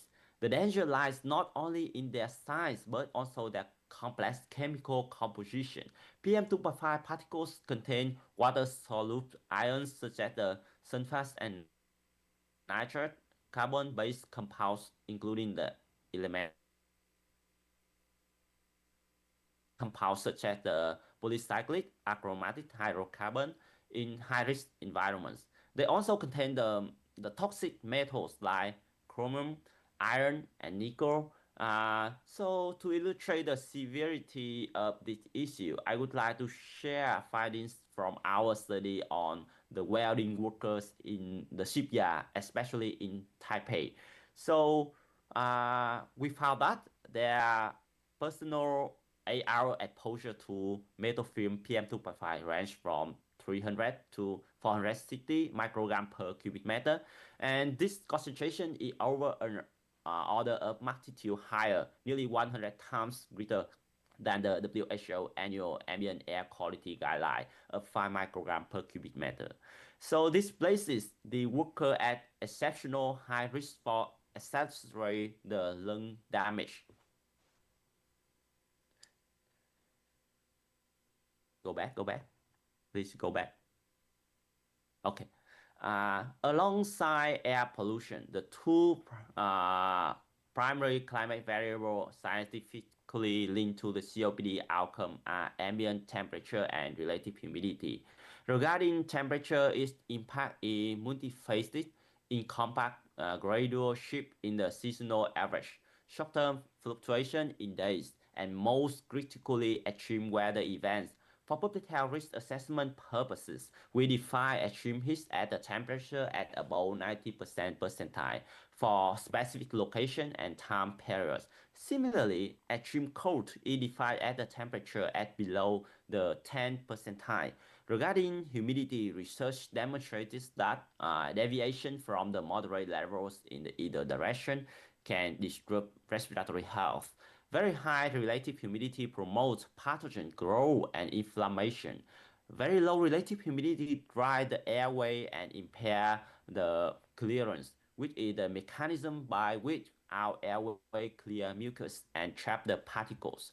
So both temperature extremes and significant humidity deviation can exacerbate the respiratory symptoms and compromise lung function in the vulnerable individual. The factor, along with the primary pollutant, inflict damage through specific biological and physiological mechanisms, which we will now explore. Next. Having identified the risk factor, we need to understand precisely how they cause respiratory harm. Next. So this slide presents an overview of the pathway from environmental exposure to respiratory harm. We begin with the environmental exposure, which includes both air pollution and climate factor. This trigger that I call the mechanistic cascade.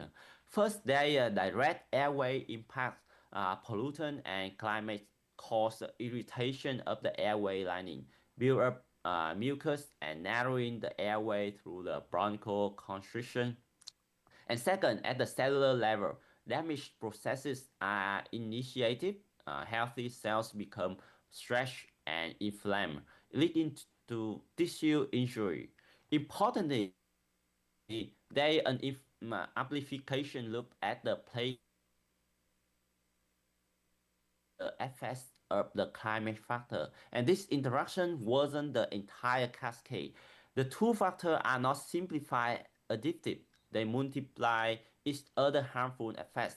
The end result is physiological damage to the respiratory system, which manifests as reduced lung function, increased infection risk, and worsened COPD or asthma outcomes. Next. Let us examine more closely the direct physiological impacts of extreme temperature on the respiratory system. When exposed to extreme cold, the airway responds with the bronchoconstriction, a narrowing that restriction airway simultaneously. The body increases mucus production as a protective response. However, for COPD patients, the reaction leads to the shortness of breath, coughing, and significantly increased risk of acute exacerbation. On the opposite end, opposed to extreme heat leads to the systemic dehydration. This particularly dangerous for COPD patients because it causes respiratory mucus to thicken. Thicker mucus becomes more difficult to clear from the airways, resulting in the impaired lung function and difficulty clearing the airways effectively. Thus, both ends of the temperature spectrum represent significant threat to individuals living with the COPD. The key message here is that the patient requires protection from temperature extremes in both directions. Next.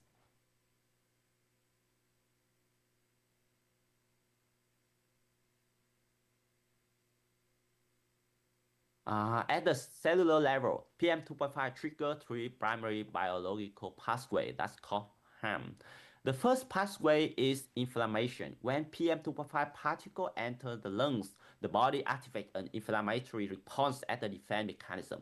However, with the chronic exposure, this inflammatory response becomes persistent and ultimately destroys the lung tissue rather than protecting it. The second pathway is oxidative stress. This refers to an imbalance between the free radicals and the body antioxidant capacity, leading to the cellular damage and liquid peroxidation. The third pathway is impaired immune system function, which reduce the lung ability to fight infection and increase the susceptibility to respiratory infection. And to demonstrate the mechanism in practice, our study on shipyard workers identified two important biomarkers. We found elevated urinary level of the alpha-1 antitrypsin, a key protease inhibitor holds present in urine signal of the systemic inflammatory response to lung injury. Concurrently, we found increased level of A-isoprotein, which is considered the gold standard marker of the lipid peroxidation and provide measurable evidence of the significant cellular damage from the oxidative stress. And this biomarker findings confirm that theoretical pathways are indeed operating in real-world exposed population. Next. This is one of the most important findings from our study. The mediating role of the air pollution in the relationship between the climate and COPD. A critical scientific finding is that climate factor and air pollution are not merely parallel threats. They are mechanisms linked a way that significantly amplify harms. Climate variation can worsen COPD severity through the direct and measurable effects of air pollution. This mediating role has been confirmed for both long-term disease progression and the short-term functional decline. Regarding the long-term severity, our 2020 multi-year analysis found that the PM2.5 fully mediated the association between the ambient temperature and key indicator of the COPD severity, including the blood oxygen saturation and the extent of the emphysema measured across the multiple lobes of the lung. Regarding the short-term lung, our 2023 study demonstrated that PM2.5 also fully mediated the relationship between the mean temperature and the lung function, a critical measure of the airway obstruction during the cold season. These findings demonstrate that many of the adverse respiratory effects attributed to the climate are actually delivered via the pathway of the air pollution. This had important practical implications. It suggests that air quality regulation is not just an environmental issue, but direct and potent intervention for improving COPD outcomes. Next. And the next session will quantify the specific health burden that the environmental factor impose. Next. The impacts of this environmental stressor is not theoretical. It can be quantified through the epidemiological analysis. We assess the impact across multiple dimensions. For measurable health impact, we examine morbidity events, including hospitalization and acute exacerbation, as well as mortality rates.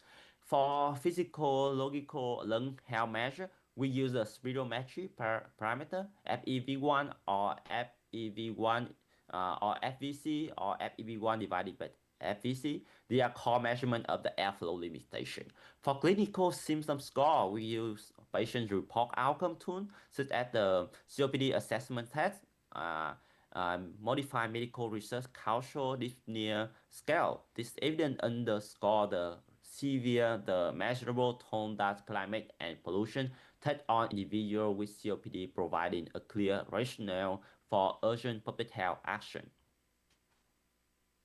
Next. Results from our systemic reviews and meta-analysis of global data reveal a concerning picture regarding mortality risk.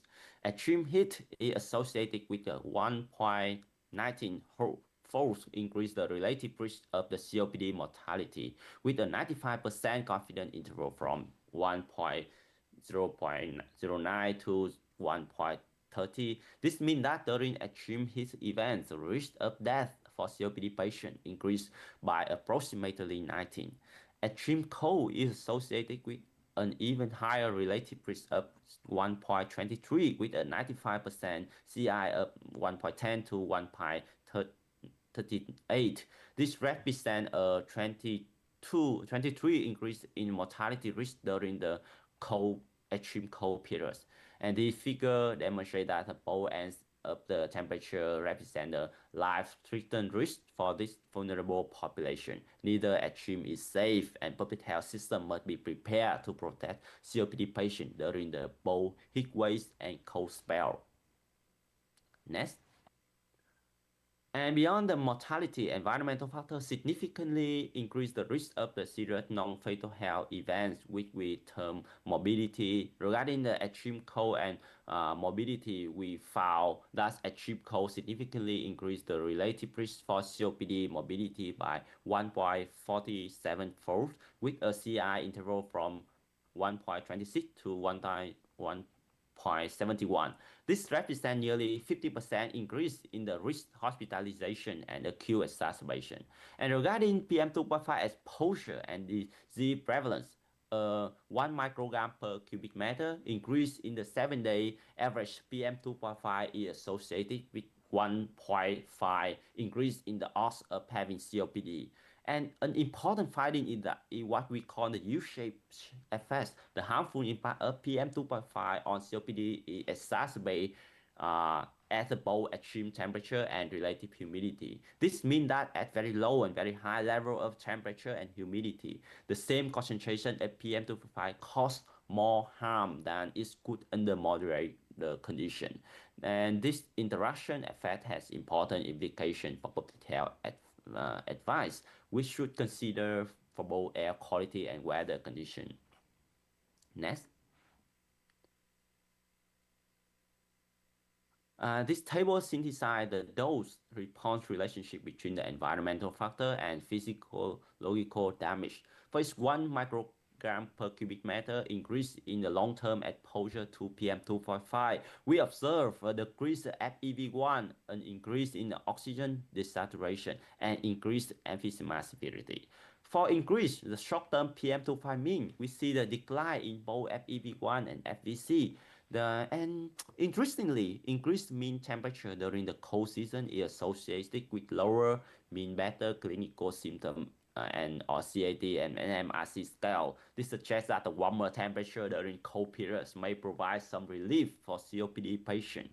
And in our occupational study of the CPR worker, its interquartile range increase in the occupational metal film PM2.5 was associated with 2.157 decrease in the FEV1 and up to 7% decrease in FEF 75%, which is measure of the small airway function. And the critical point here that this quantifiable burden is not distributed even across the population. Specific groups face a disproportionately higher risk, which brings us to the next session. Let's now examine which population groups are particularly vulnerable to the environmental threats. Next. So, our data reveals significant disparity in risk based on both age and gender, highlight biological and possibly behavior difference in the susceptibility. Regarding age, extreme cold individuals 70 years and older are more severely impacted by the health threats posed by extreme cold. They show increased vulnerability to cold-induced respiratory stress and exacerbation. And this may relate to the diminished thermoregulatory capacity and the presence of the comorbidities in older adults. Regarding gender and extreme heat, females with the COPD face higher risk. The relative risk of the morbidity and mortality from the extreme heat is 1.30 for female compared to 1.16 for males. This disparity may be rooted in the physiological factor, including lower sweat rate, response at heat stress. The findings suggest that the public health warning and clinical guidance should be tailored to address the specific risk faced by the demographic group. Next.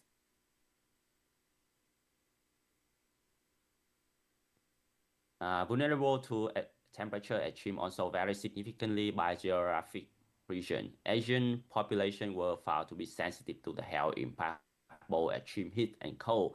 In contrast, the Europe population were predominantly susceptible to risk associated with extreme cold. This regional variation underscore the need for localized climate adaptation plans rather than one-size-fits-all approach. Next. So regarding the shipyard worker, so in progression such as the welding and exposed to metal film as concentration. Regarding the health impact, the chronic high level exposure creates an environmental of accelerated lung function. So it highlights the urgent need for stringent occupational safety standard, appropriate personal protective equipment, and regular health monitoring. Next. So we have shown this from mechanism to impact for vulnerable population. Now it's time to draw the calculation and discuss the implication for the action. Next. The evidence presented in the report leads to the conclusion. Climate change and air pollution are deeply intertwined forces that significantly increase the morbidity, mortality, and physiological damage in patients with COPD. The impacts are not speculative. They are quantifiable. Each increment population exposure each degrees of extreme temperature adds to the measurable burden of suffering loss of life.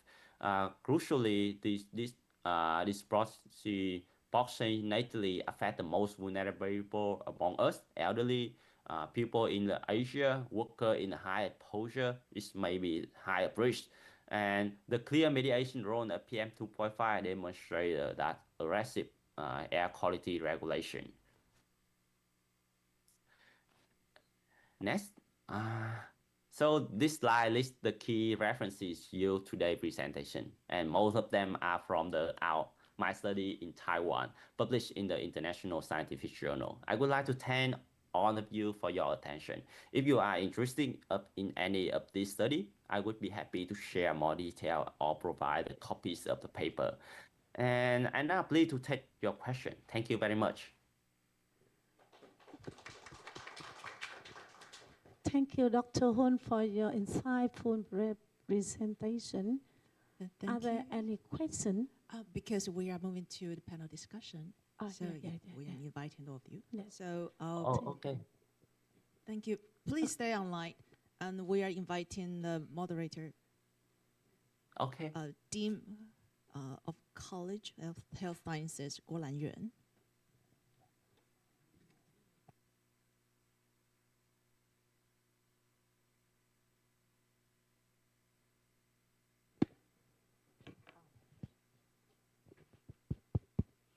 Okay.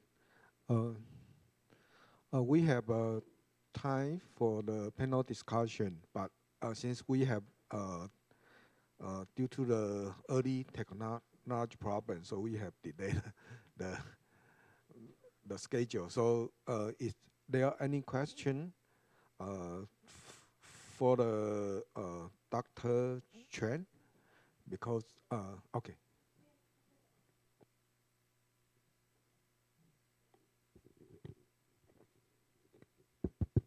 Dr. Chen, I Yeah. have 2 questions for you.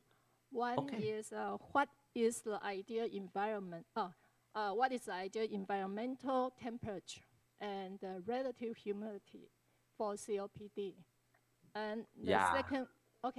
the second one is what is the definition of extreme cold and heat? Yeah, it's a good question. Yeah, thank you so much for giving me the question. For the ideal temperature and humidity. So because my study has been conducted in Taiwan, so for recommendation, it's just only for the people living in Taiwan. But for the other people, maybe they live in Europe, living in the America, the ideal of the temperature is totally different. So because in Taiwan, when I conduct the study, the ideal of the temperature and humidity, they show the U shape. It means the extreme hot and extreme cold and extreme hot both directly damage to the lung health. For example, if you live in the cold air, can increase the PM2.5 indirectly, but directly it can damage to the respiratory health also. And the ideal temperature, when I conduct the study, I found that it starts from 22 to 24 degrees for the temperature. And for the humidity, it starts from as I remember, it's around from 65 to 70, as I remember. And for the second question, so you mentioned which, because it is the meta-analysis, and because in each study they define the extreme hot and extreme cold in the different way. And as I know, they define the extreme hot when the temperature in the annual year higher than the 90% of the percentile for when they build the temperature every day. If the day they have a temperature exceed the 90 percentile, it can define at the extreme hot, and below 10 percentile, it can define at the extreme cold. But in different region, they have a different definition. But I try to combine them to see the relative risk. Yeah, thank you so much. Thank you. As I know, you have been studying in Taiwan, right? Yes. Okay, so what is the extreme hot and extreme cold temperature in Taiwan?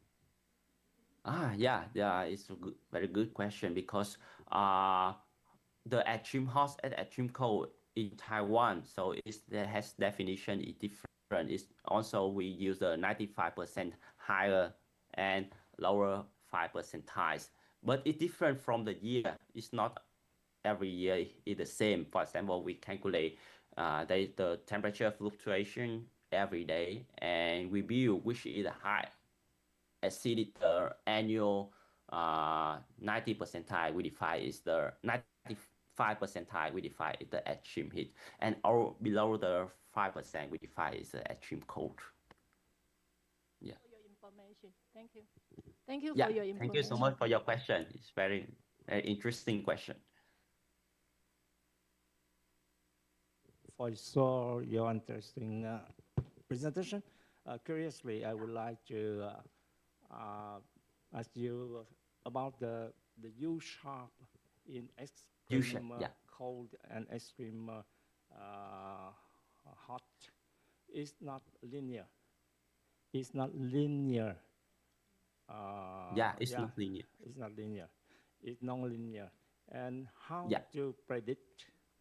How you use model, statistic model, to predict the outcome? Yeah, thank you. Yeah, thank you so much. Yeah, it's very good, very interesting question, deeply into the statistics. For the model, at first I try to use the general linear model, but I cannot see the association.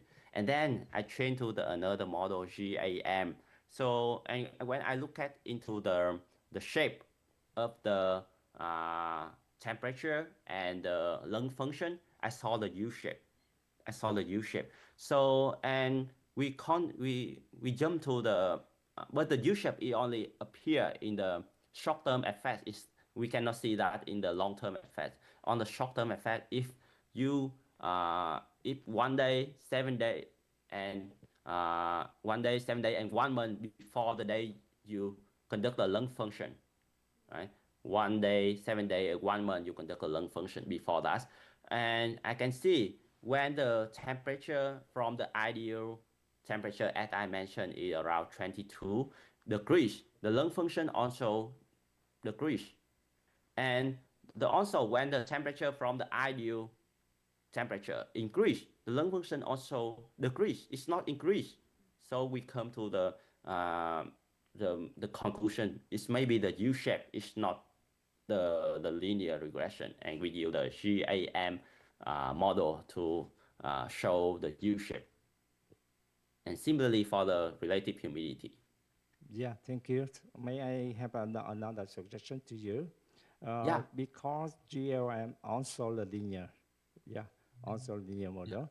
And usually we have to use the for long non-linear, we use the CART, AI. Yeah, look like the AI technology for making decision. Yeah, I think it's better for non-linear model. Yeah, to try it in the future. Thank you very much. Yeah. Yeah, thank you so much for your suggestion. I will try it for future study. Sorry, due to the time limitation. So thank you, Dr. Chen. I wish you have a very warm environment in UBC. Okay. Yeah, thank you so much. And we have a tea break, so we can have a continued talk and discussion with Dr. Hang, Dr. Hugh, Dr. Kwan later. Yeah. After the break time. So our freshmen, I think this concludes the session 1. So refreshments are ready and served downstairs in the meeting room on third floor. So please welcome to move to the third meeting room. And please come back in about 11:45 because we have limited time. So we will see each other later.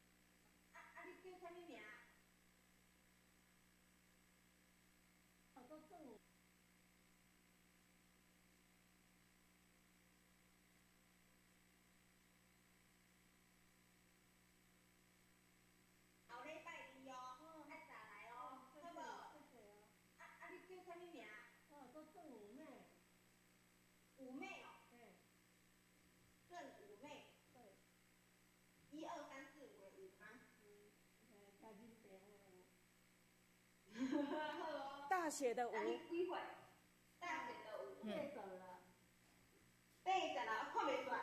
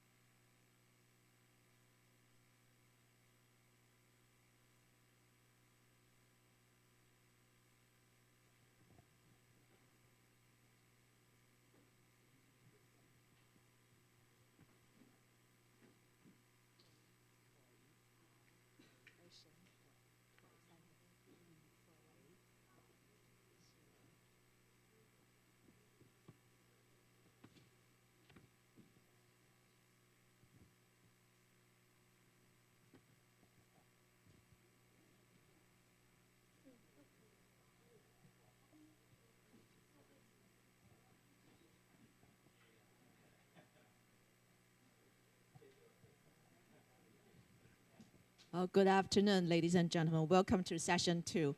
And everyone can feel we have a tight schedule today. So now we're starting session 2. Like morning session, we have 4 topics in this session. After 4 topics, we have a panel discussion later. First, we would like to invite the first moderator, Dr. Cao B. Tui, from Da Nang University of Medical Technology and Pharmacy, please.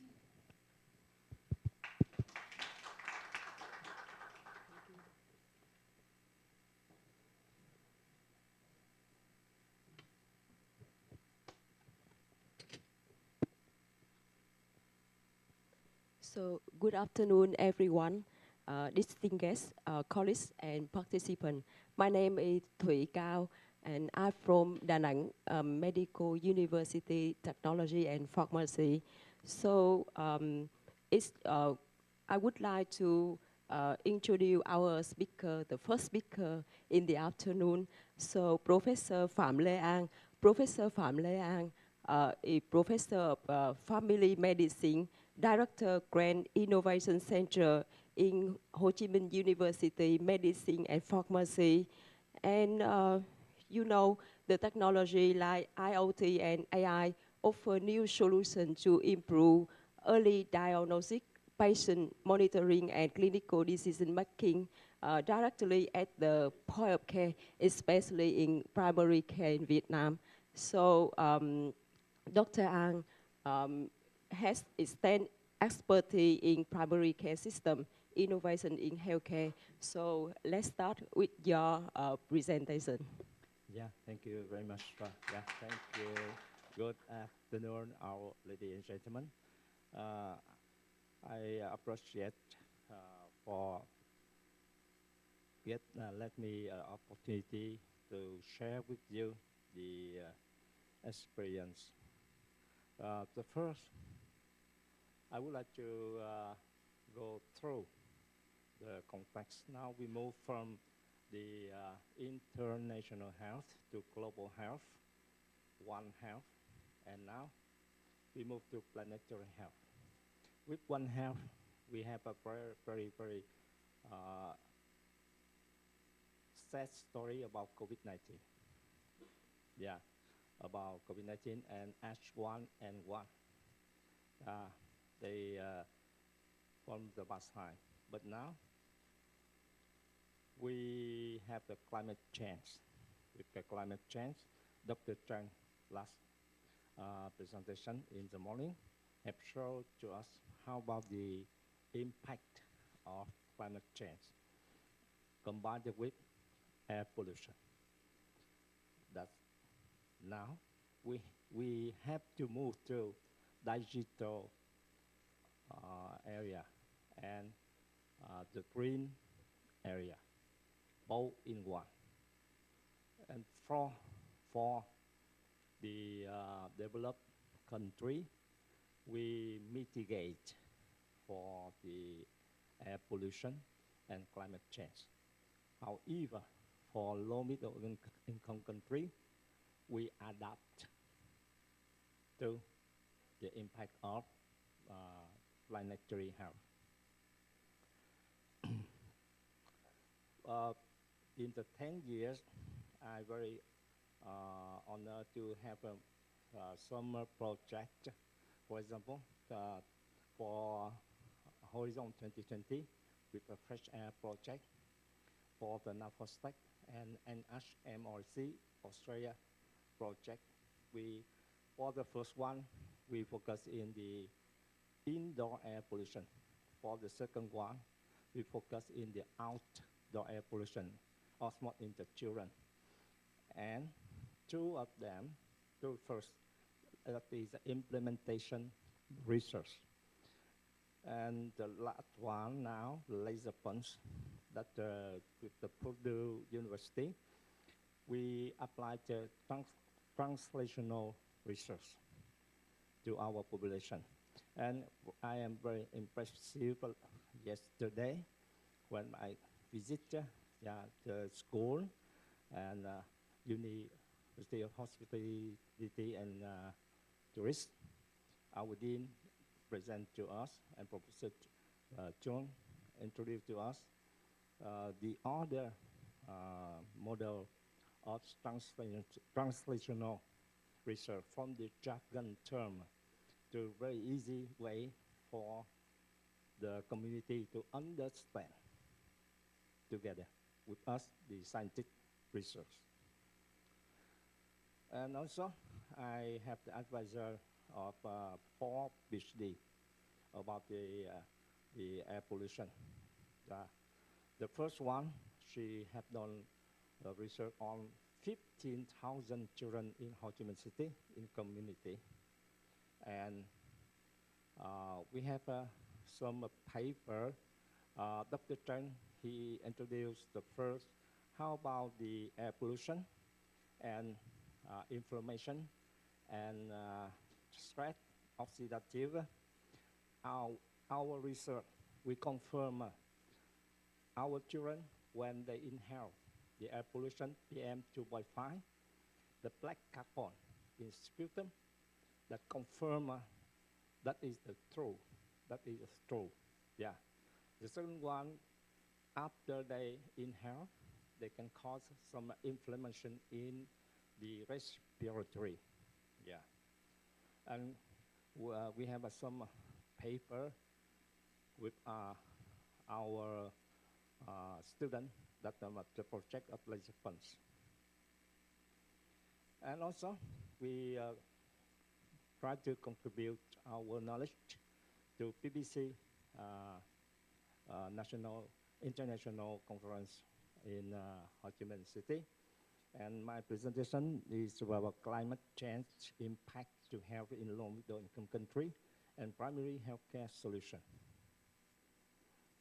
Yeah, we have some paper in Lancet Global Health, for example. Yeah, and as you know, through the presentation of Dr. Chang, I would like to go through this one, that the impact of air pollution. And this is how about the climate change. For the climate change, I would like to show you that we have the impact in the health, economic, environment, vulnerable group, aging and ethnic group. And how about the adaptation? We have the policy, we have the AI, IT platform, mHealth, eHealth, electronic, and wearing equipment that IoT combined together. And family doctor is a very promising system. I believe in Taiwan, in Asian country, we have that network from Wonka organization. Yeah, the same with Dr. Chang. However, I emphasize as soon as possible, our children, they have got the very severe impact. That means very soon. It's very soon and very scary for us. Then the hygiene is okay for us. It's okay. Yeah, but for the children, you can see in very soon they can have the oxidative stress and epigenetic change. It's very important. That I am very impressive for your share experience in this morning. And the same. In here, we look at that we have an indoor air and outdoor air. Also, in Asian country, we in our PhD thesis, the role of mosquito sand is very important. Yeah. And the tobacco cessation and price sand is very important. And now, as I show you that our PhD student, she have their study and to show up the presentation of black carbon in macrophage in sputum of the children in community. It's very clear that if we inhale the diesel, they can cause that one. And how to build the climate resilient health system. Yeah, and for some more systematic review, we have to strengthening the primary health care, food region clinic, food security program, also focus in digital health, equity, telehealth to expand basic access. And we in Ho Chi Minh City, we belong to low middle income country, limited resources, and also in human resources. And how, when we find out something, look like the Dr. Chan, and how to transfer this to our user, that our population and all smart with vulnerable group, aging people, pregnancy group, for example, and very young baby.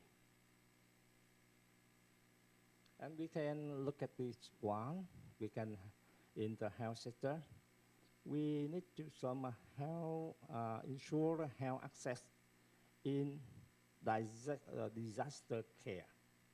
Now we deal with climate change, we will have to deal with disaster care and how to access this one. And we have to use the low-tech frugal innovation, for example, solar power clinic, gravity water filter, and very important here that climate smart health. That I like it very much because it can help us to not mitigate adaptation. We just adapt. Adapt different with mitigate. I think all of you found it with this one. Mitigate that you can reduce or erase the cost because you have a power, you have money.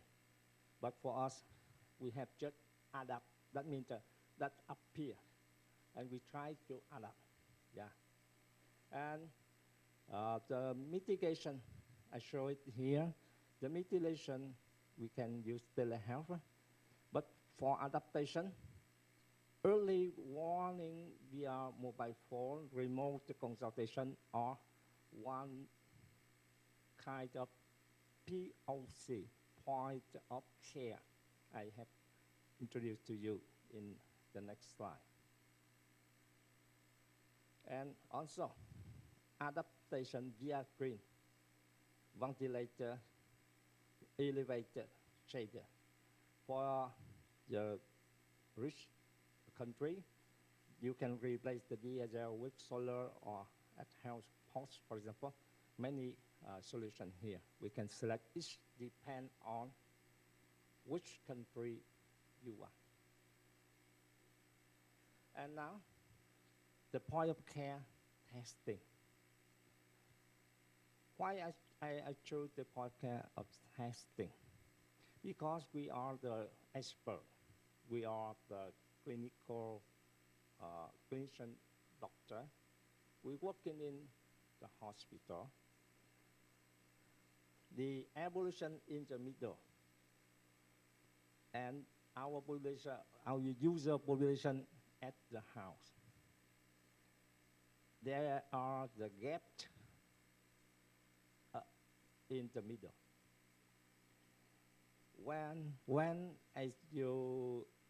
we hear Dr. Trần in this morning, they said very clear about the outrage, about the everything we understood. But how about COPD patient? They understood this number. I don't believe that they can. They just believe on doctor.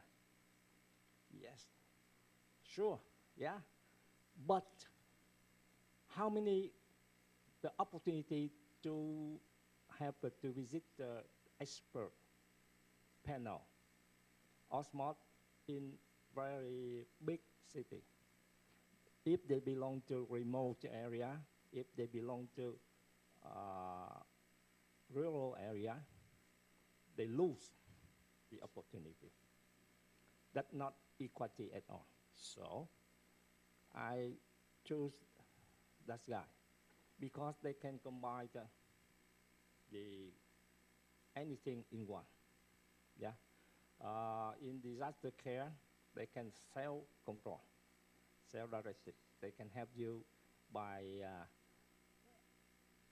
telehealth. In every day, they can help you to make the diagnostic as soon as possible for NCD, for CD by using the kit test, for example. And also, they integrate in EHR, electronic health record.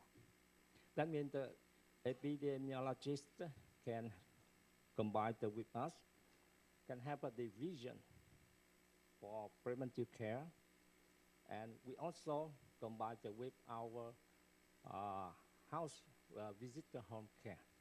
It's very important, and applied care, for example. And we have the evidence. Yeah, that the assured criteria, for example, I will go through. Yeah. And the rapid diagnostic is very important for everyone because now, as you know, as in COPD, we are an expert in respiratory. Even though you are a very good doctor, but how can you prevent the end of outcome? The patient follow you strictly every day, every year. However, in the end, ICU is the outcome. That's the reason why in the world, they go from the RCT, randomized clinical trial, to real world. And now, in digital area, they go to RCT in platform with treatable threat, TRAIT.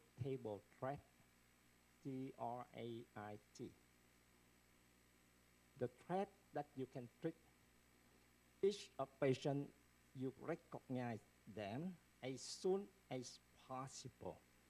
The threat is the genetic threat, biological threat, that means the marker, biomarker, or clinical side threat. For example, now, with the diabetes, how do you select the SGLT1, T2, or GLP1? As soon as possible for family doctor, based on the metabolic or based on the renal. When they come to your office work, it's very important. And POC, rapid diagnostic It's very important for primary care doctor. Yeah.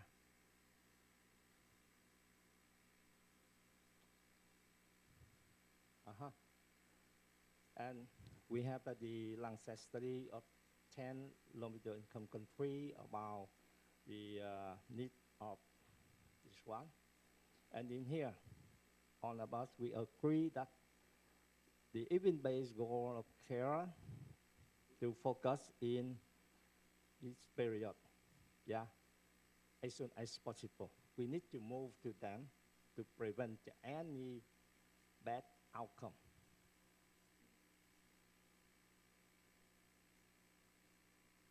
Yeah, and with the POC, we can manage dual burden, CD and non-CD, also in low-middle income country. Yeah. And we are developing country. We have many burden. Our primary health care provider is not well trained in chronic care because we have a limited of resources, because we have a burden of training, we have to focus in DC than UNS. And now we have another burden, digital competency. That's a big problem. And we have the challenge with our country, with a patient, and also in health provider in primary care, as I show it to you. Yeah. All smart in health provider, they low competency in diagnostic or plan care. And point of care with telehealth can help us to improve this one. That's the older time. But now, with the climate change, I very hate that when my colleague asked me, you talk about climate change or not? And how about in climate change?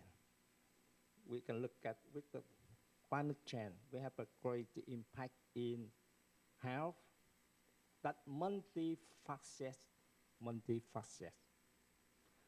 Before, we deal with only health sector. But now, not only health, economic, environment, vulnerable group, global health. So we have to adapt with another strategy. Yeah, that's the way that we have some doctor with the WHO, that the 10 ways in technology and the AI are transforming in primary care. We have to use this. We have the e-health, and we have the AI used in healthcare for imaging, genetic, pathology, clinical decision support, for example. And in here, the future of primary care in Vietnam, we have to deal with many things. And so I introduced to you that we have in here, we have the e-health, m-health. That means we connect together with the electronic health. And how about our students? They have to work in that environment. And in the left side, you have to have an e-mentor, and m-mentor. That means you use the model to train them, both. And now we have the smart community. I show you, we need to move to smart community health center network with the POD. We call that a POD or POC, the same. A POD, that point of diagnostic. And we combine it with our system, healthcare system in Vietnam. They have the pyramid, and in the lowest of pyramid is the community health center. Yeah, that's the picture I present in Amsterdam. Our theory about the e-health, m-health, e-learning, e-mentor, and m-learning. Yeah, we have done this in UMP. And in the middle, we have e-mentoring with telemedicine, patient-centered care, relationship-centered care. And now, you see, many things appear with family physician, but we try to use in the motto that the IT solution, big data, telemedicine, EHR, chatbot in commune health center. That means that is smart center. Yeah, that I present in Amsterdam 10 years ago. Yeah, 10 years ago. And that guy, this guy I like it very much. This guy, they met in Vietnam. They integrate of IoT. You familiar with this one? That the sensor from the measure the tension, SpO2, temperature, BMI, and in body. Why? You ask me, oh, it's very simple. Yes, it's very simple. But in Vietnam, you see, the patient, even though we have a very useful network, more than 12,000 community health centers, but they cannot attract the community. For example, sometimes I cannot use this, honestly. But now, if I have this guy in community health center, we call that smart center. If they look at me, Ang, you have a big belly. Wow, I don't like you. Yes. But if I go to the in-body, they tell me that, oh, you have the fat visceral in this very high. Afraid. If I'm afraid, I have to go to ask some people, you see, and mouth to mouth. That can make us very easy to control or to attract all the community to change the habit. Look at the 5C and motivation interview if they go to visit us. Yeah. Yeah, that we use it in our exam room, and we integrate it in our EHR, electronic health record.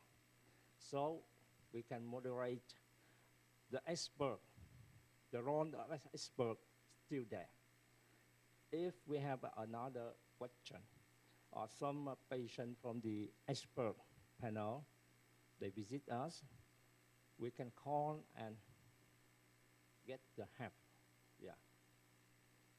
Yeah, in here you see in another exam clinic.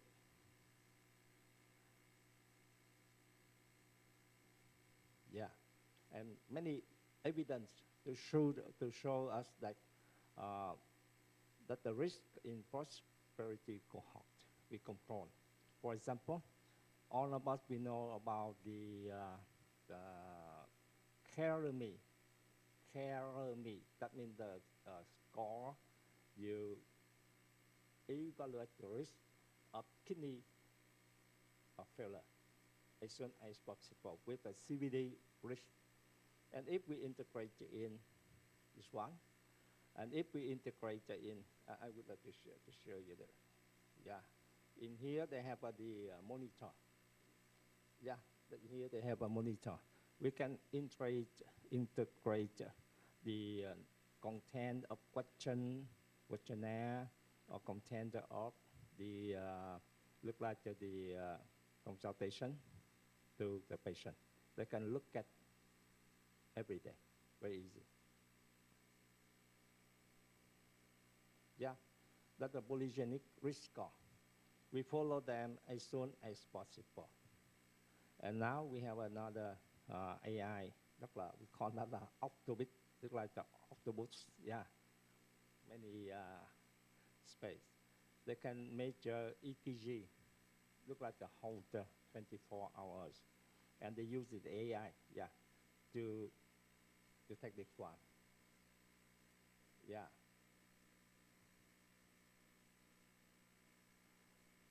yeah, that's the way how to go to integrate inside. Yeah, but I try to thank all of you to stay there and learn a lot from your side, from many doctors here, many experts here, many professors here. One more time, thanks a lot. Yeah. Thank you. And next topic is given by Mr. Cyril Huang and moderated by Dr. Yijun Zhuang.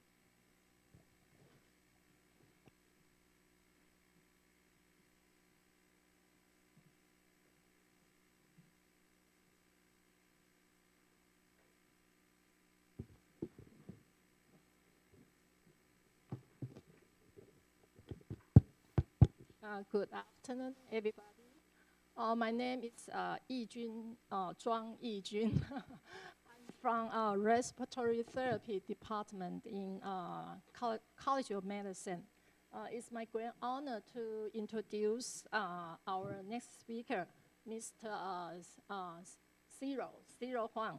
Cyril is Director of Medical Products Division of Compel Electronic, 人保电脑. Okay.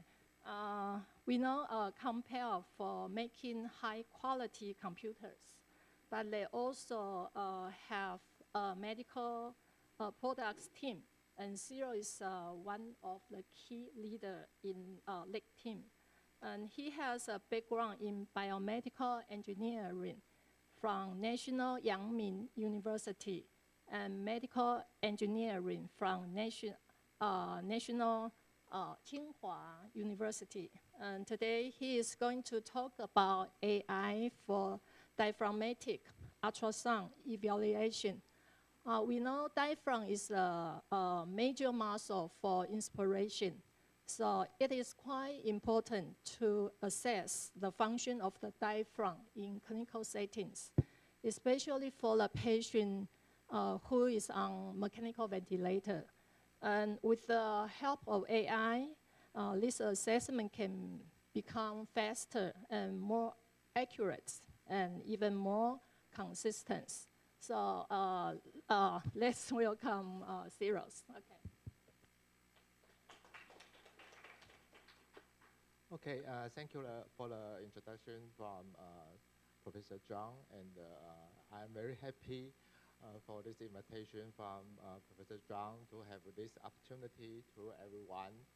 And I want to introduce the compost study for the AI applied in medical field, especially in the diaphragmatic ultrasound imaging.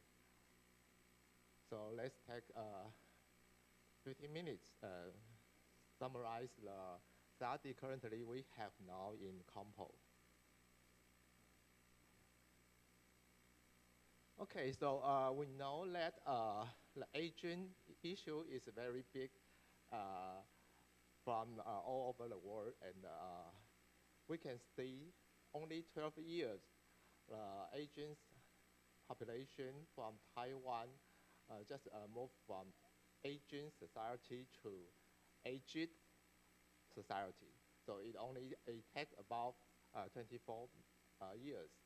But from aged society to super aged society, it will take only 7 years. So it's very rapid for the aging population. And also several previous speaker mentioned about the COPD problem.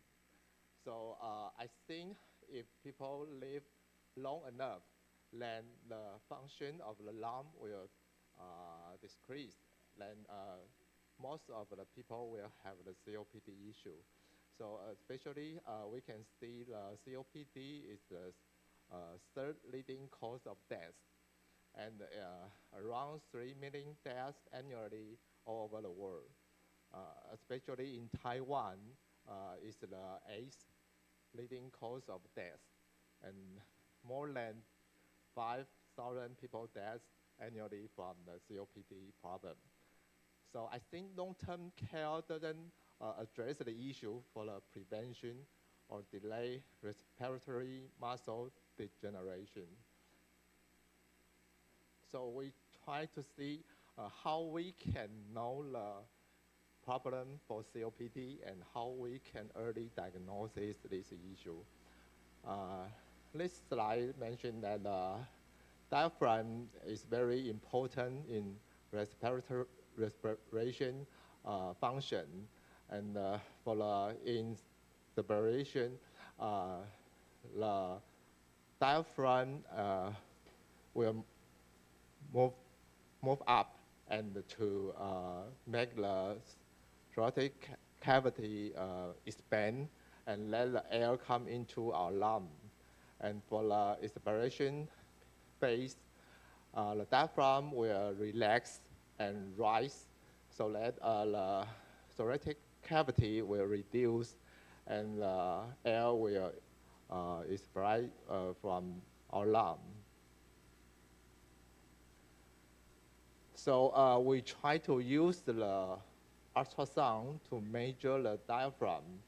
And we can see from many articles that thickness and the movement for diaphragm is highly related to the respiratory function.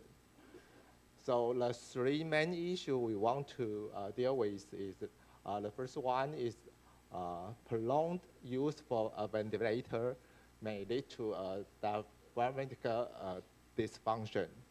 And the second, the diaphragmatic function can be assessed by measuring the diaphragmatic thickness and also the mobility using the ultrasound. Especially currently, we have very good technology for the ultrasound. It made it portable. So the healthcare provider can use the portable ultrasound and easily take the ultrasound image even at home. And the third one, the intensive care medicine can assess respiratory muscle function and the feasibility of the ventilator wearing. So once we know the function for the diaphragm, we can evaluate if the patient can wearing the ventilator and successfully. So I will simply introduce about VIDD is a ventilator-induced diaphragmatic dysfunction.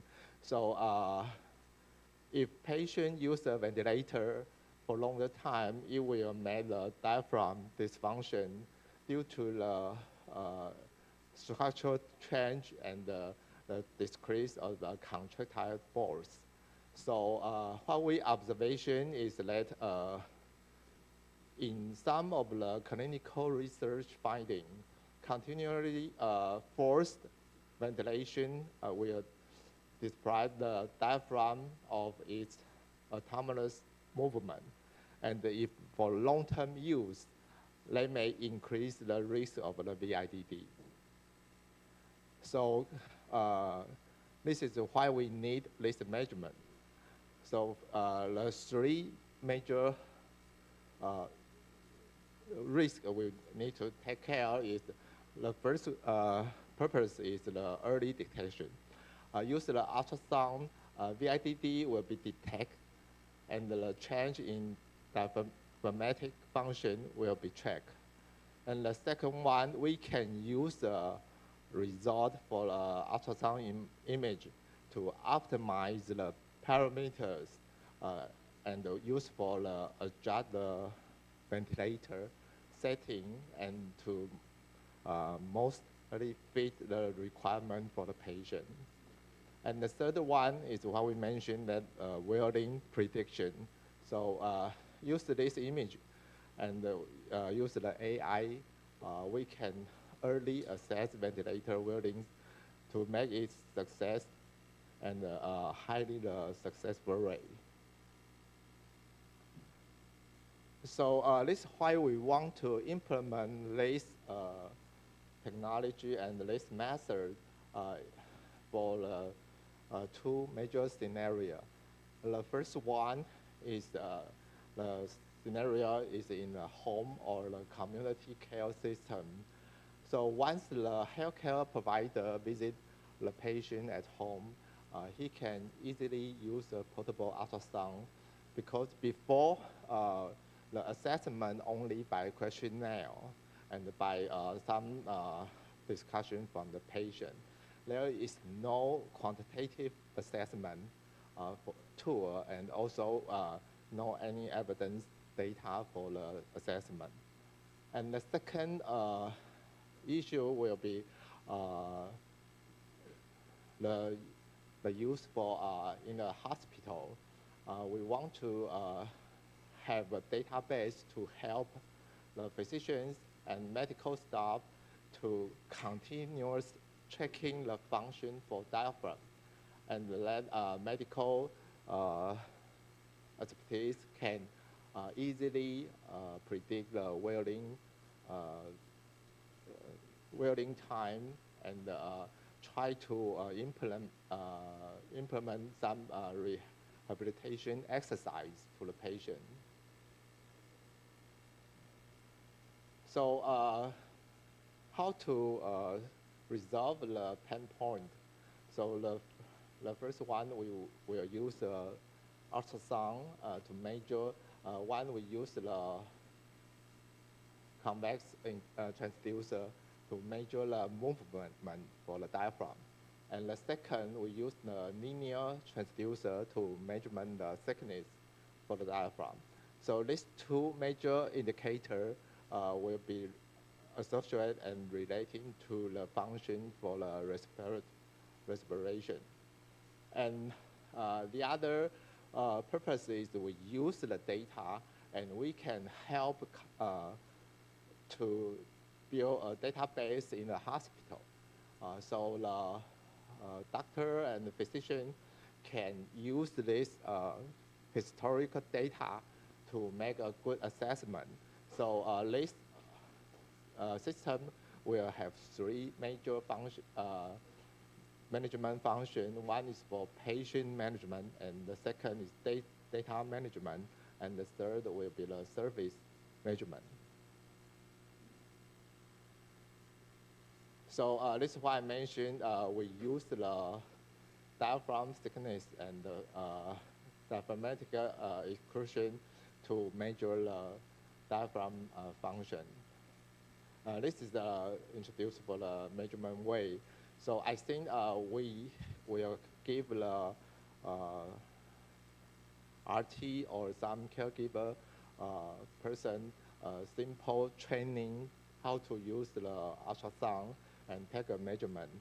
But we can use AI for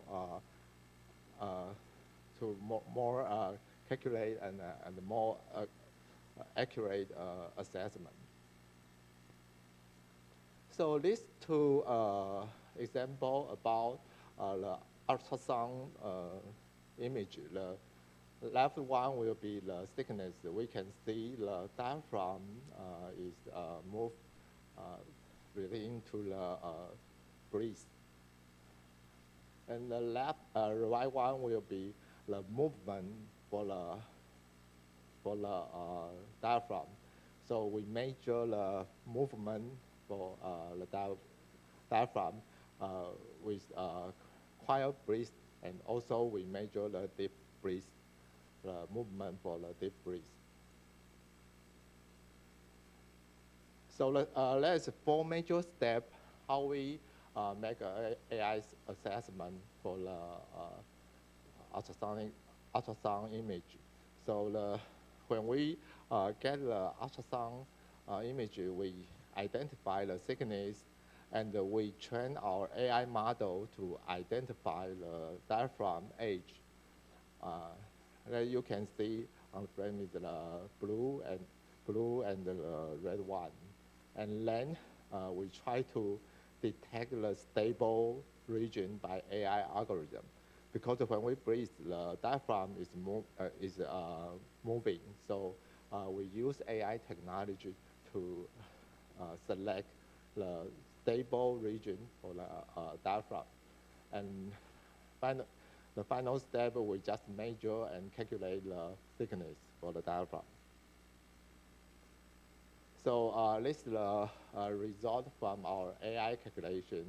So since the upper and the lower edge of the diaphragm may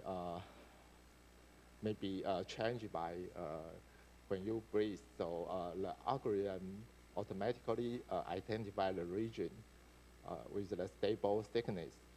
And you can see the green one is the stable, is what we mentioned, stable edge. And that's the result for our AI calculation. We can dynamically detect the thickness for the diaphragm. So as for the displacement for or the movement for the diaphragm, the first one we capture the ultrasound image, and then the AI model can identify the diaphragm edge, and also we can predict the trend for the movement about the diaphragm, and then we calculate the displacement for the diaphragm. So this slide shows why we detect and check the trend line for the diaphragm movement. So if because we know the ultrasound image is not very clear and very good in medical imaging. So once if the ultrasound image have poor quality, we still can identify the trend line, and we can measure and check the change for the diaphragm. So this is the dynamic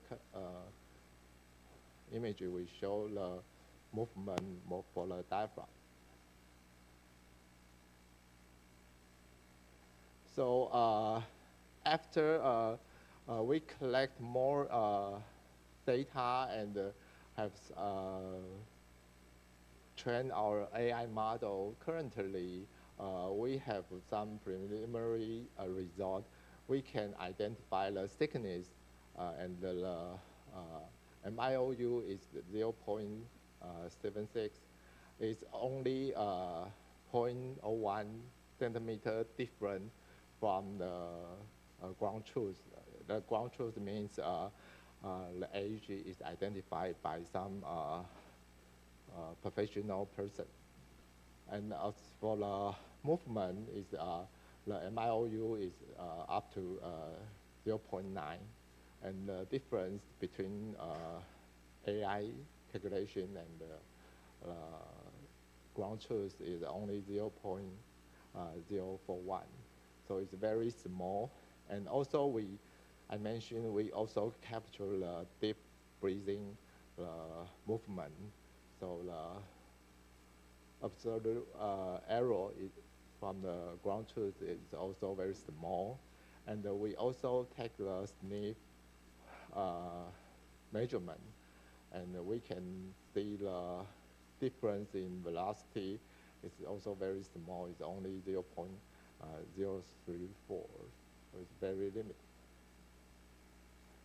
So let's take a summary for this. That the four major summary. One is that we think the potential application for the ultrasound is not only for take the ultrasound image currently we use, but we can enlarge the application to identify the diaphragm function. And the second, we use the AI tool to enhance the role of respiratory therapists, because the RT is profession for some breathing function, but with AI, we will empower their capability to early understand what's going on for the patient. And the third one is currently in Taiwan, the health insurance reimbursement is not covered by this kind of measurement.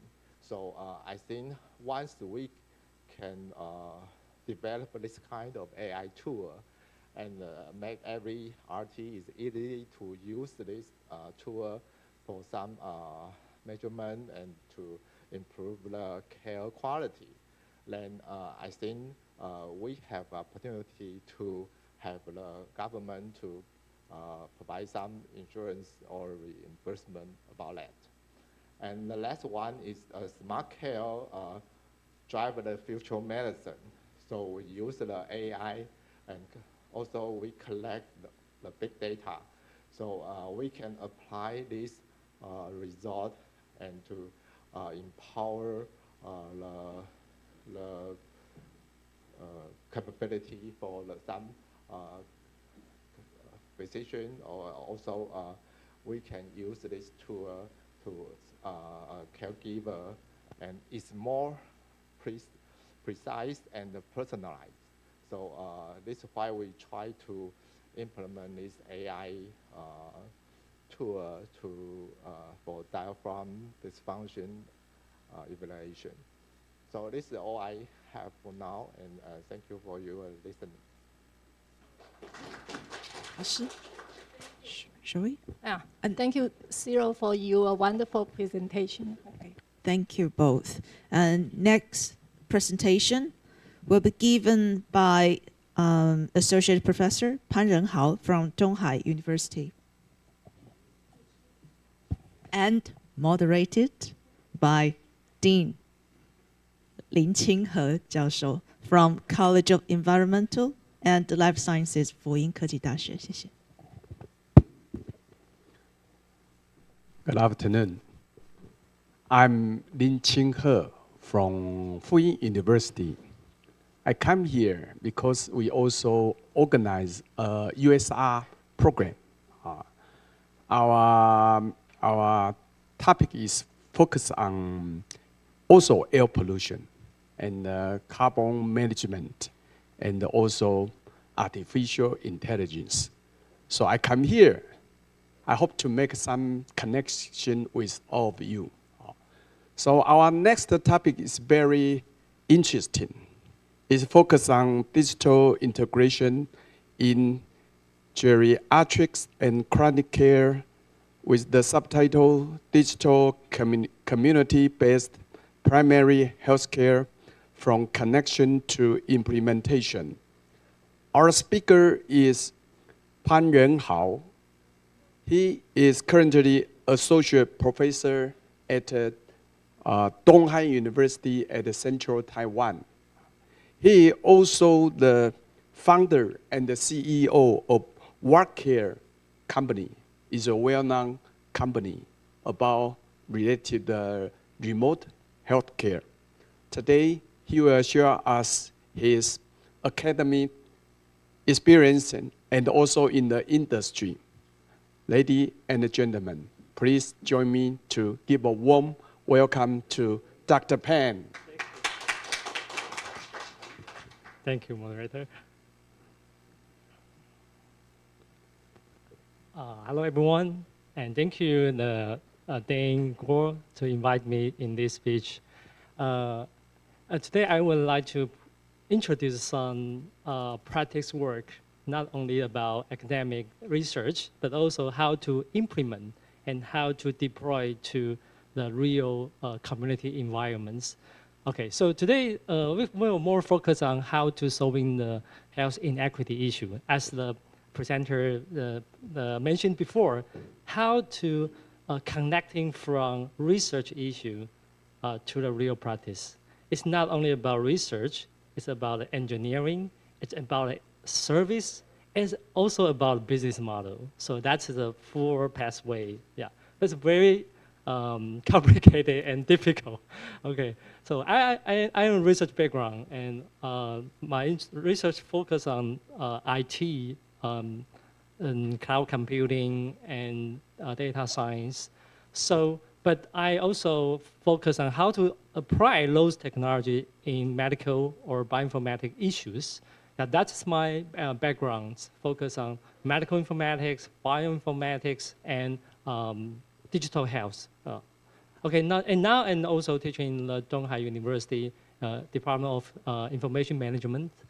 And as what I mentioned before, Taiwan is now become a super aged society. So this year is a very important year because we already arriving. We have a 20% population is elder. It's around 4.7 millions. But the serious problem is we have a 12%, nearly 600,000 people is disabled. And we have around 17 elders frail. So that's a serious issues. So, but we faced this problem for a long time. This is my research 10 years ago. In that time, we're using the ultra-red camera to take a wound photo combined with machine learning automatically to analyze the size and the depth of the pressure sore. But what is the serious issue is now this situation has become more and more because we are arriving in a super aged society. So in Taiwan, we face dual challenges. First, long-term care, and second is a chronic disease. So that's why our policy in our government is focused not only for treatment, but also we move to the early prevention. So that is a policy in Taiwan for health care issues. It's for chronic disease management or even for unhealthy behavioral change, or like and different kind of health disease, nutrition or self-control and so on. So, and that's why our long-term care policy is now setting a lot of senior health promotion center in our whole nation. As you can see, the red dot on the map is a elderly care center in whole nations. But the problem is we still have a serious inequity issues because in a high mountain area, in the island area, they have not sufficient resources. So that we call it a challenge of community health care. First, insufficient care resources. Second is a geographical barrier. And the third is a lack for personalized services. That is a problem in Taiwan also we're facing. So our goal, my team, actually we built out a social enterprise with my students. I lead them. We have a team to serve and develop the technology to solving problem. So our goal is to breaking the barrier by technology innovation and also for the resources engagement.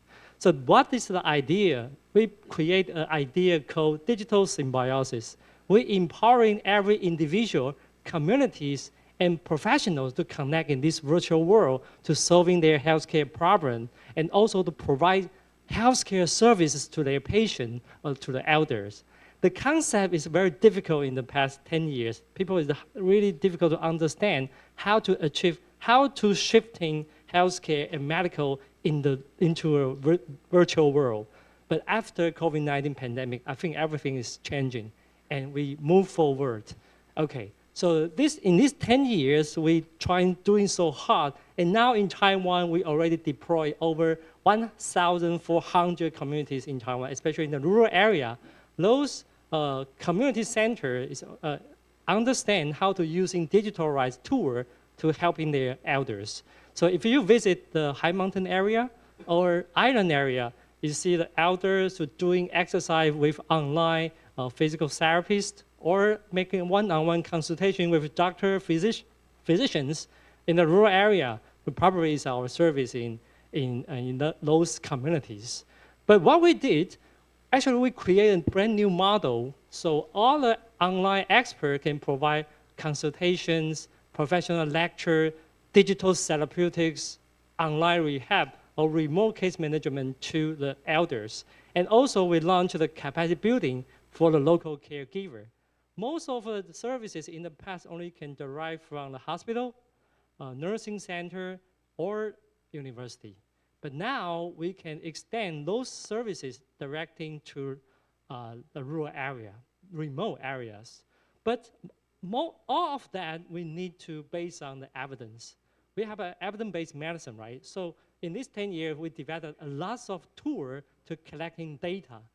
So including, we call the digital biomarker, recording and tracking, we can collecting blood pressure, behavioral, environmental information, or caring informations. And then more special is we can authorize, after the user authorized, we can connect him to our National Health Insurance Data Bank to access the patient's EMR data, their lab data, medical record, or the prescription. So totally, the digital biomarkers are around more than thousands, including those derived from the IoT devices. So we can combine, we can profile every individual the digital twin, more specific and more detailed for the personal need. After that, we can understand easily to analyze, okay, this community, the elders, the health conditions, and the disease problems, and the caring need. After that, we can start designing the intervention strategy, okay? So if they have a sarcopenia issues, maybe we can design the nutrition activity, the educations, or if they have a chronic disease, how to introduce the disease, the medication informations, launch different kind of education and activity for them. So, and we transform a new concept we call social prescribing, which is a method from UK from 2019. In Taiwan, we're trying to connecting those elders and patients to the community services. But the problem is, even in the rural area, we don't have any resources for social prescribing. So we digitalize the social prescribing and categorize the 9 different fields of the activities for the elders. So the elder can join online to into this different kind of activity to increase their social connections and the physical activities like that. So that's an example to show you. This is a community called Laiji in Alishan Township, which is the high mountain areas. After we analyze it, and we recognize what is the need of medical professionals. And then we invite them to design intervention strategies. So we can arrange a lot of online activity to them, and then we introduce them in that. But who can perform this kind of online services? We are an IT team, right? We are not the medical professionals. So from the very beginning, we open platform that's like open source, open software. So every expert can join us. So now we have more than 3,500 medical experts, which cover 15 fields. We have a doctor, nurse, dietitians, RT or OT, so they can provide service, and we can engage those resources to the communities, to them. But so first, those experts can launch the online consultation with the elders remotely. So that's a case show you. The case is before COVID-19 pandemic. We already launched this kind of services in the rural area. So after that, the expert will report the elder's condition directly to the local caregiver, the community health care worker, to them, to let them understand what is the medical issue of their elders, what the resources they can engage. So next, and we can launch one-on-one consultation with the specialist, different kind of medical expert to solving their problem, or referral to the hospital. So that part is focused on prevention and primary health care. So what is the benefit for our society? Actually, relying on the digital technology, we call that is a digital multi-domain intervention for a rural elder. In the past, 40 rural communities, you had to send in 40 experts to there for training the elder. This is about the muscle enhancement training. So now only one online expert, we can train directly for 800 elders in the same time, greatly save the cost in that medical prevention issues. Especially in the rural area, they have no expert can engage, right? That's the problem. So now every day we have thousands of elder online training, especially in the rural area and now in Taiwan. So, but we have to face a lot of issue about the elderly care. So we have so many different kind of issues need to solve. So we couldn't rely on the local healthcare giver because they are not background from healthcare and medicals. So we launched a 24 hours online nursing service. In WACare, we have 400 nurses registered. And now we have more than 100 nurses providing service online. That's a Uber-like services. So everyone can stay at home and provide online service directly to the remote area, to rural areas. But not only the expert service online, but also in very beginning, and maybe 2020, we start using the machine learning to embed in our services to providing to the caregiver or care receiver. So in that time, the first target is about how to supporting the caregiver to help them to solve their daily caring work. So also we design many tools to them so they can easily to tracking the elders' conditions, their wounds or their lab data, and make a brief summarizing or health education to the caregiver so they can easily to understand, and also they can easily to communicate with other caregiver. Just an example to show you. So they can easily to use speech to text to describe the elder's conditions, and then AI to analyze it and providing report and suggestion and educations. If that's okay, so they can directly to translate, for example, to Indonesian to communicate with the foreign caregiver. So all of the caregiver can understand in the same goal for caring the elders. And not only, and we found out they are not only use this kind of tool to their care receiver, but also for themselves. So one day we see a caregiver posting a question about he have a diarrhea with breathing, and AI say, explain the possible causes and recommend them to the hospital. And after that, he posted a very horrible photo. He have a very serious breathing issues, and AI say, get to the hospital immediately, please. Okay, unfortunately, in the end, he replied, oh, okay, currently is in the emergency room. Doctor is already treated that. And then I said, great, please collaborate with the doctor's treatment. So you can realize in this AI era, everyone start understand how to use resources online in the virtual world. And also in this virtual world, AI will become a role to like a human to support people, to communicate with people. That's a brand new concept and new environments with us.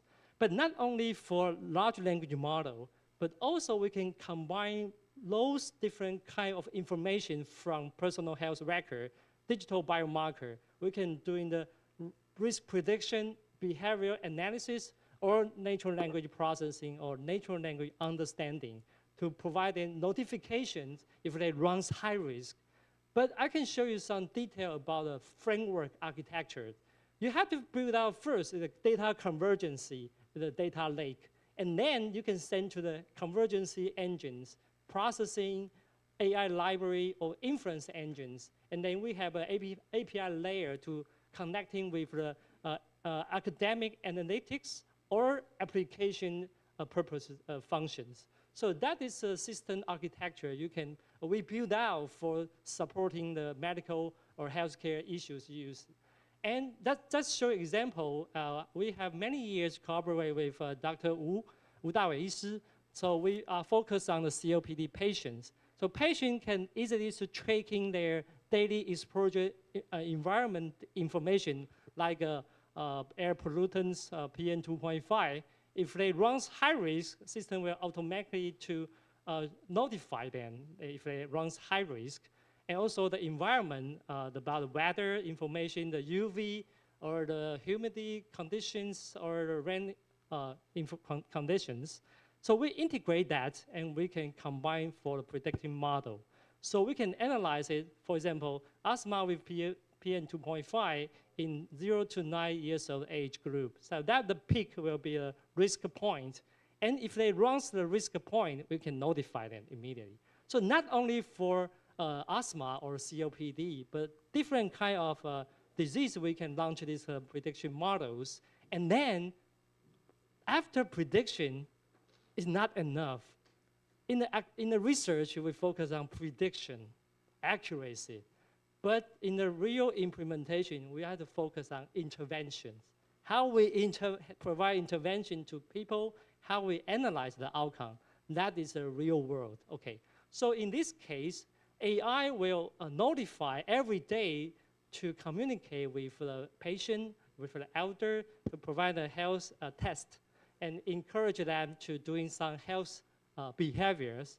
Okay, so and also the user can talk with AI for health education. And also the case manager will send in information every day to the patients and that.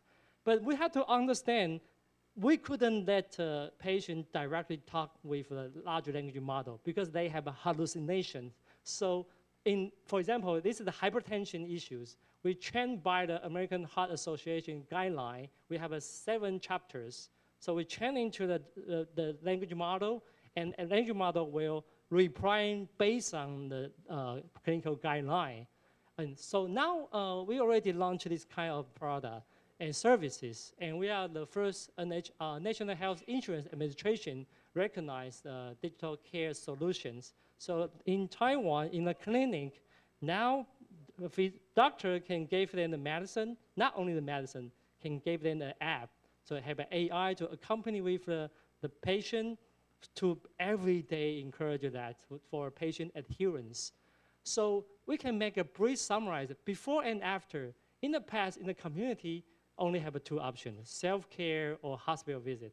But now they have more. They have self-care. They can join a digital social prescribing activity, AI counseling, a professional group counseling, or general one-on-one consultation, or even digital therapeutics, or a hospital visit. So all we do is for keep the elder healthy and in the prevention and primary care stage. Okay. So, but we still have to analyze the impact, right? So the community intervention efficacy assessment, we focus on the need, the elders' literacy and health status, and staff the literacy of the caregiver, and the interventions qualities. So totally we have 8 different kind of indicators. But most important is about health literacies. So after we can analyze, after 1 year intervention, the elder low literacy from 80% decreased to 24%. Sufficient literacy is increased from 8 to nearly 60% of the sufficient literacy. And also we launched some, because we mentioned about the digital therapeutics, it's like a software as a medical device. So we launched some RCT trial. So for example, this is a hypertension trial we are now working. Already have more than 3,400 people is joined us. We comparing AI and online nurse, how is the result and the outcome. So you can see after the digital way to intervention that the connection, attitude, and behavioral is improved.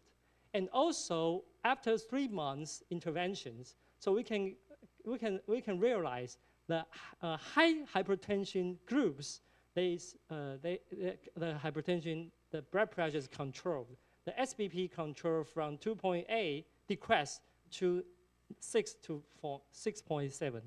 Okay, so that is the impact of the digital intervention and the outcome about the medical issues. Okay, so the idea is increase their literacy, change their behavior for more increase the compliance to solving the problems. So in 2019, Johns Hopkins have a paper to mention about the community-based primary health care. And in Taiwan, we create a brand new concept to digitalize the community-based primary health care to our remote areas.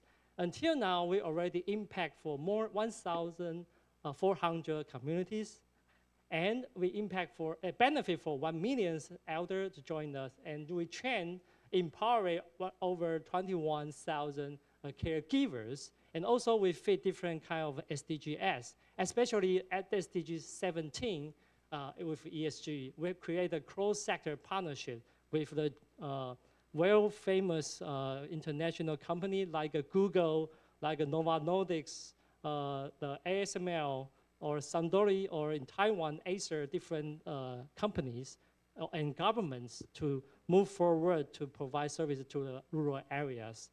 In Taiwan, now we have 93 areas, rural area.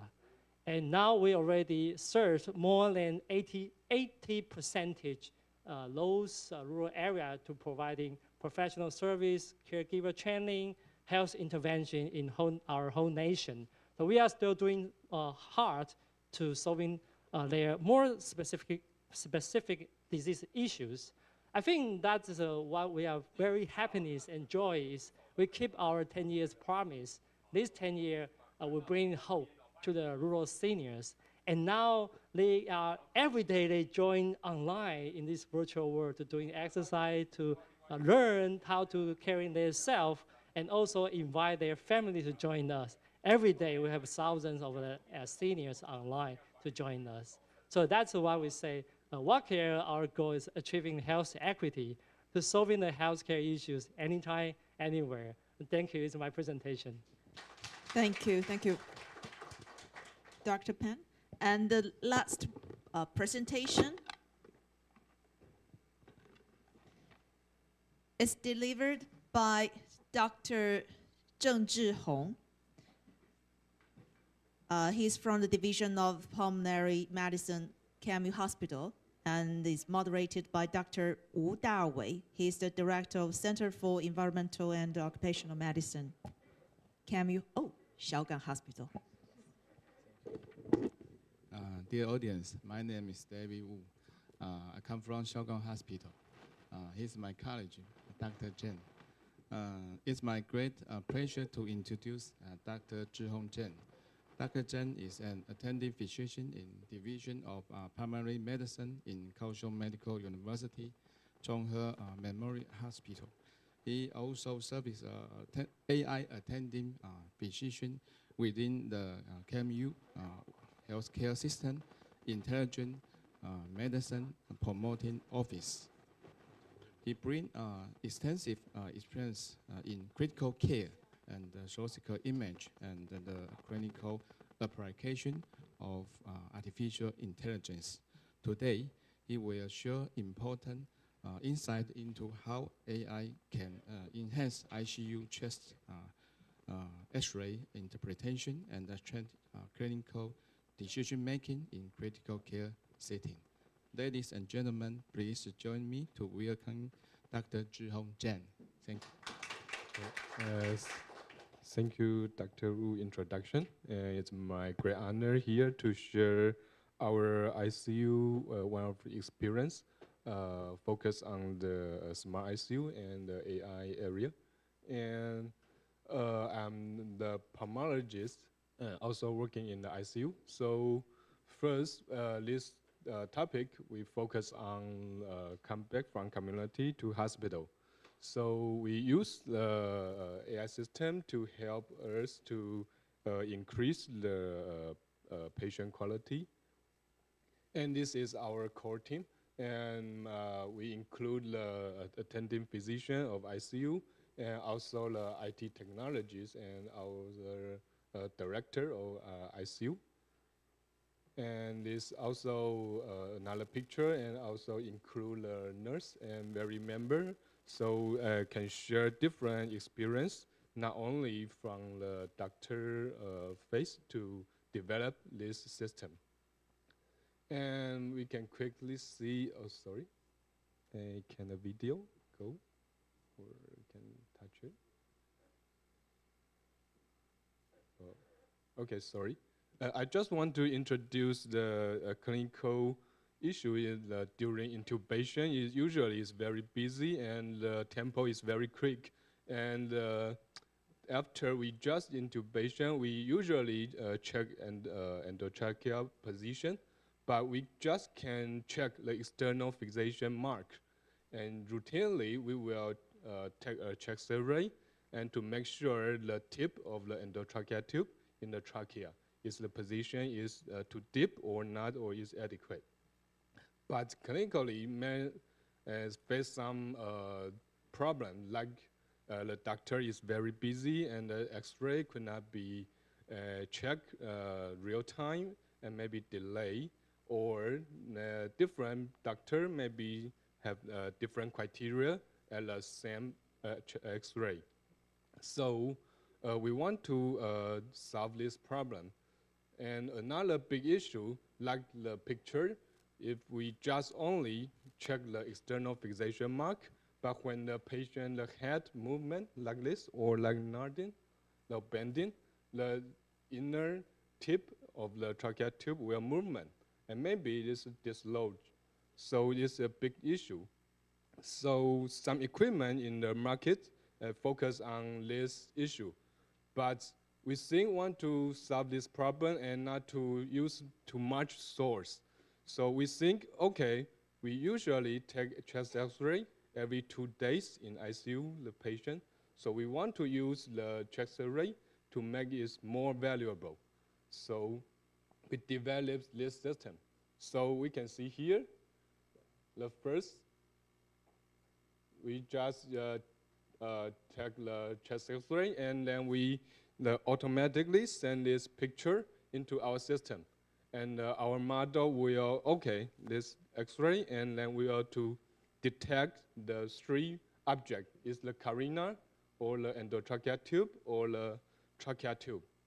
Because endotracheal tube and the trachea tube is little different. But this system can distinguish these 2 tubes.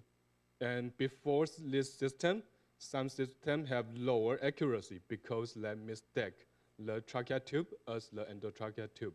So this system also solves this problem. And then not only to predict the accuracy or the position is good or not, we also send back alarm light, like you can see the next. Here we can set green or yellow or red light and to our bedside screen. And the caregiver can very quickly know, oh, maybe this is some problem. And this alarm system is automatic. And initially, if the caregiver did not to solve this problem or do not to touch this item will blink in. So it's make everyone, oh, this problem, we need quickly to contact the doctor or the respiratory therapy care member can quickly deal with this problem. And then usually after we adjust the endotracheal tube, we usually take another chest X-ray again to make sure the endotracheal tube position is good or not. So this is make this a closed system and can continuously to solve this problem and not use too much another source and can make the usual data for another valuable. So initially we use about 3,500 chest X-ray data to train in this model, and we also expand the data set further. Okay, and this is our system. Some characters. First, we use the input is the JPG. It's very uniform and very convenient. And the second, this detection is very rapid and can give the clinical member a quick decision-making support. And the third, we can output a JPG image like we showed in our this point, but also can send back JSON files and can this use like website or other equipment. It's very flexible. So this is our system characters. And I'm sorry I could not to share too much outcome because this study is under publication. So we just can see after we use this system and the unplanned intubation really decreased until this August is almost 0. And we have another chance in this year. We have cooperated with 5 another hospital in Taiwan to perform the cross-hospital evaluation. And totally, they have another 5,000 chest X-ray. And to make sure this equipment at different hospitals have the same quality. And we also want to evaluate, like just before we showed, the unexplained intubation rate is decreased. This is a clinical problem. So we also perform the clinical trial. We also, here we can see the clinicaltrial.gov. We have a project here. And this project have complete and data analysis progress. So I quickly share this experience, and our system can quickly make a clinical decision, supports for a clinical member, and another, I think this is another very flexible or not to use too much resource, just usually clinical chest X-ray data and can more valuable and can solve this clinical problem. And we also publish this in the American Thoracic Society information poster, and have this exhibit recurred in Taiwan. And we also have a great honor to win a Taiwan Future Tech Award in this year. And now this system we have developed and performed the technology transfer to the 动视科技公司. And so maybe we will make this system to a medical equipment. So we maybe cooperate with this company, yes. And we have Taiwan patent, and we also apply United States, Netherlands, Japan, and Singapore. And some patent is pending. Okay. So it's very great honor again here to quick share this experience. I'm sorry I have the clinical duty in the afternoon, so it's just very quick sharing. Thank you.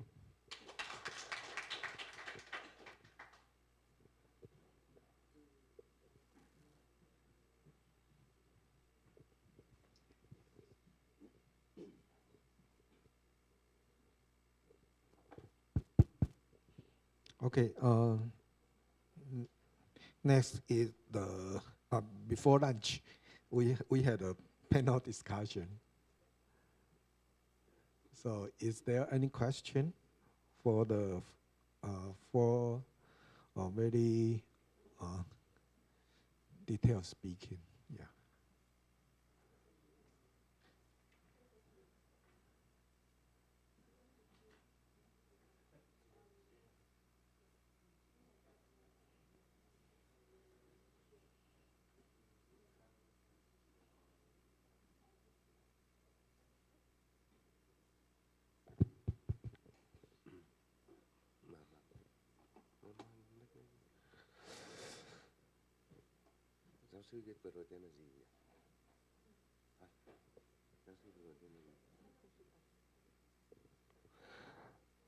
Okay, good afternoon. I think it's we have many presentation. On this presentation is very high quality, very interesting. So maybe it's our center. We will also have some research. Maybe the direction is the same of Professor Pan and Professor AI. Yeah, also, yeah. So before coming here, so we mentioned about we need to present about its AI to detect the lung is DC. But however, we need to present it next time.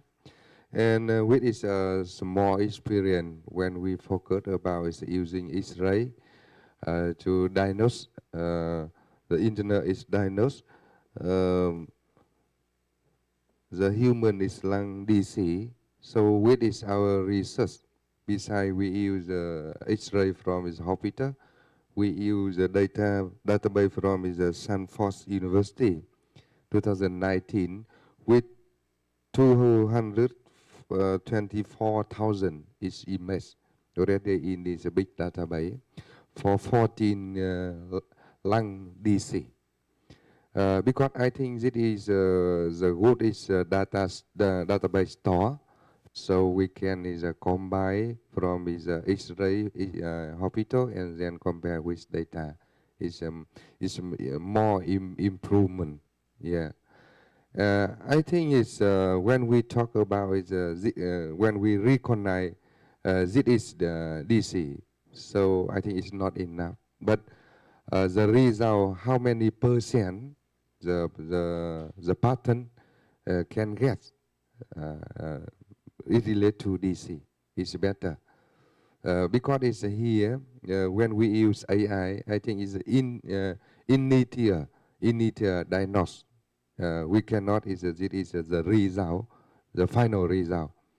So the AI result is mean is reference for the for the doctor, and also the partner continue have a next step and to check to test and before recognize what is DC. So which is our research. So I hope we can share more information about this. Thank you. Yeah.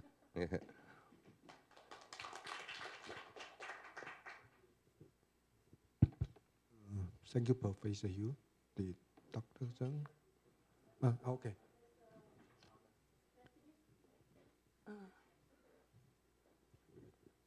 Good afternoon. I have the question for Dr. Pan. Yeah, Pan. Yeah. So can you say the difficulty when you provide the online service?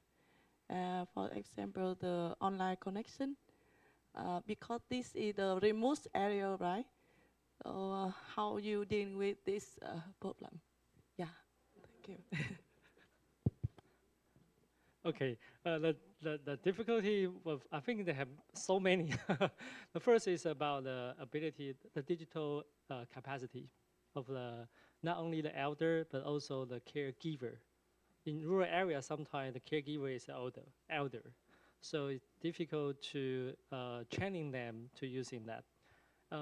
In 10 years ago, in 2017, 2018, actually 1 week, maybe I have 4 days on a high mountain area or in a remote area to teach them how to using the digital technologies. But after COVID-19 pandemic, I think their capacity is increased. So now the government is also asked them to reporting by the digital method. So people now willing to use the digital technologies. And the second, I think, is about the sustainable model, because it's why we need to create a social enterprise. Because if I'm still in the university, I couldn't run this business, this model, because we are now serve more than thousands of communities.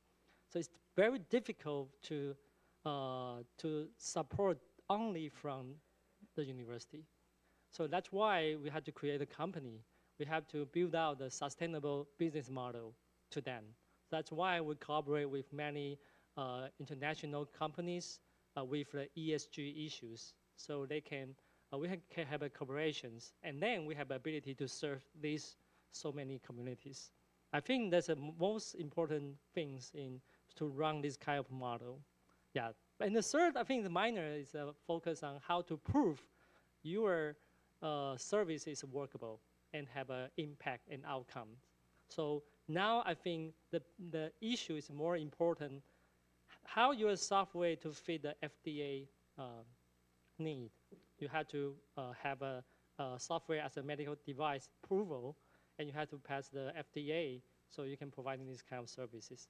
But this part is all for business. It's not for research. That's my. Thank you very much. Yeah. Sorry, I may have one more question.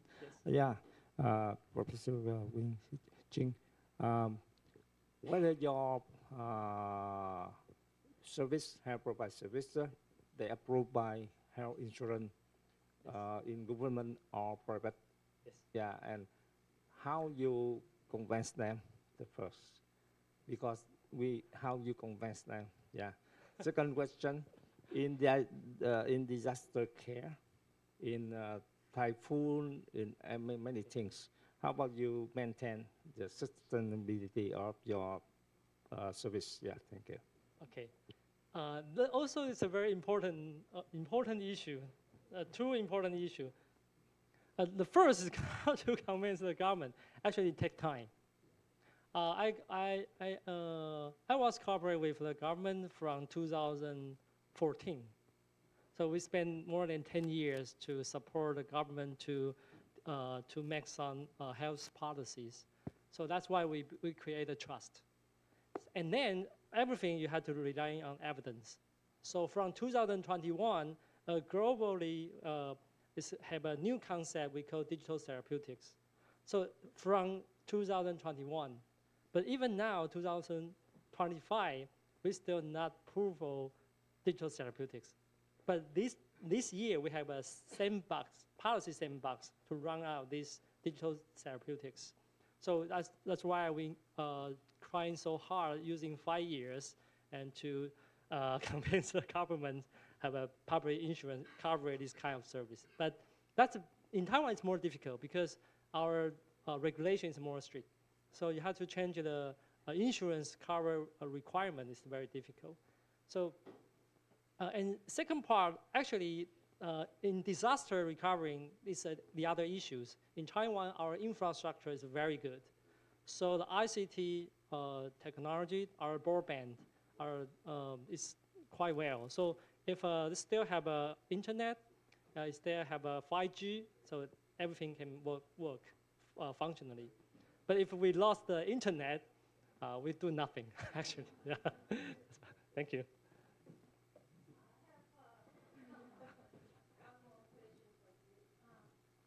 Now you have lots of online medical service from different medical professions.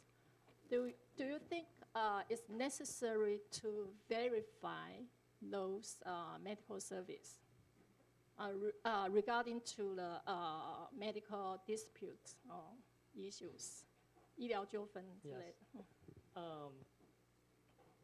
That is the most serious thing for those physicians who are using digital services. But now the world is changing. 10 years ago, we are doing in the hospital, the smart hospital. Every physician is rejecting this kind of service. Every doctor tell me, okay, if you are using this AI, if a patient dead, who pay the responsibility? No one used that. But after 10 years, now every hospital is asking me how to digitalize, how to provide services, because our human resources very serious issues in the hospital.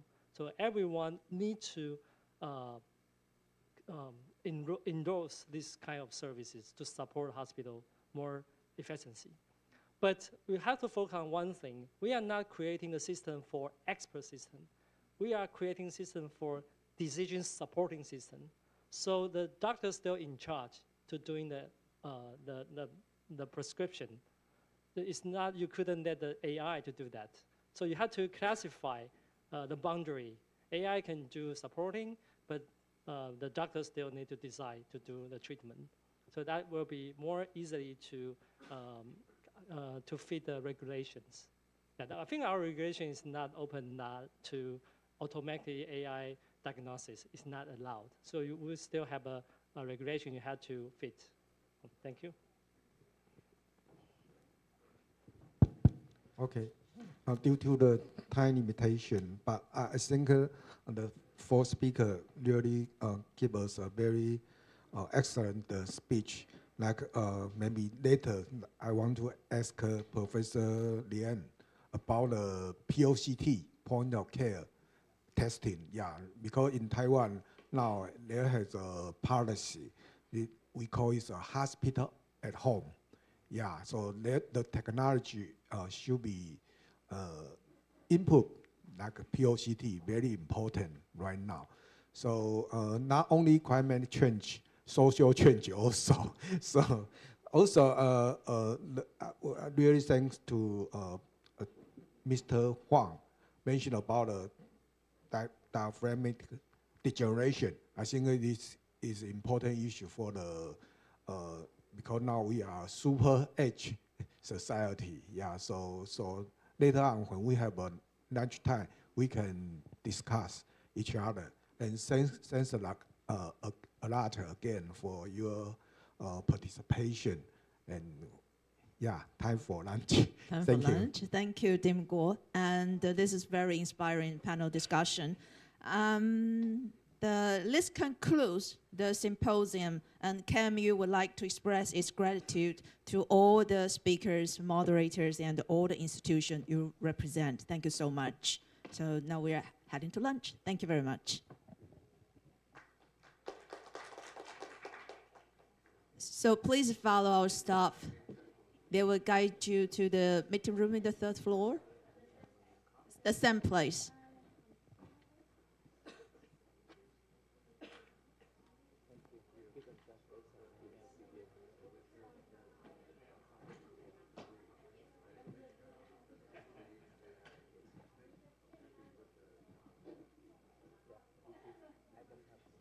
Okay. We have, we can connect through the, yes, okay. Ms. Lin, should every participant please help us to do the questionnaire, right? To questionnaire. Yeah, there's a satisfaction survey.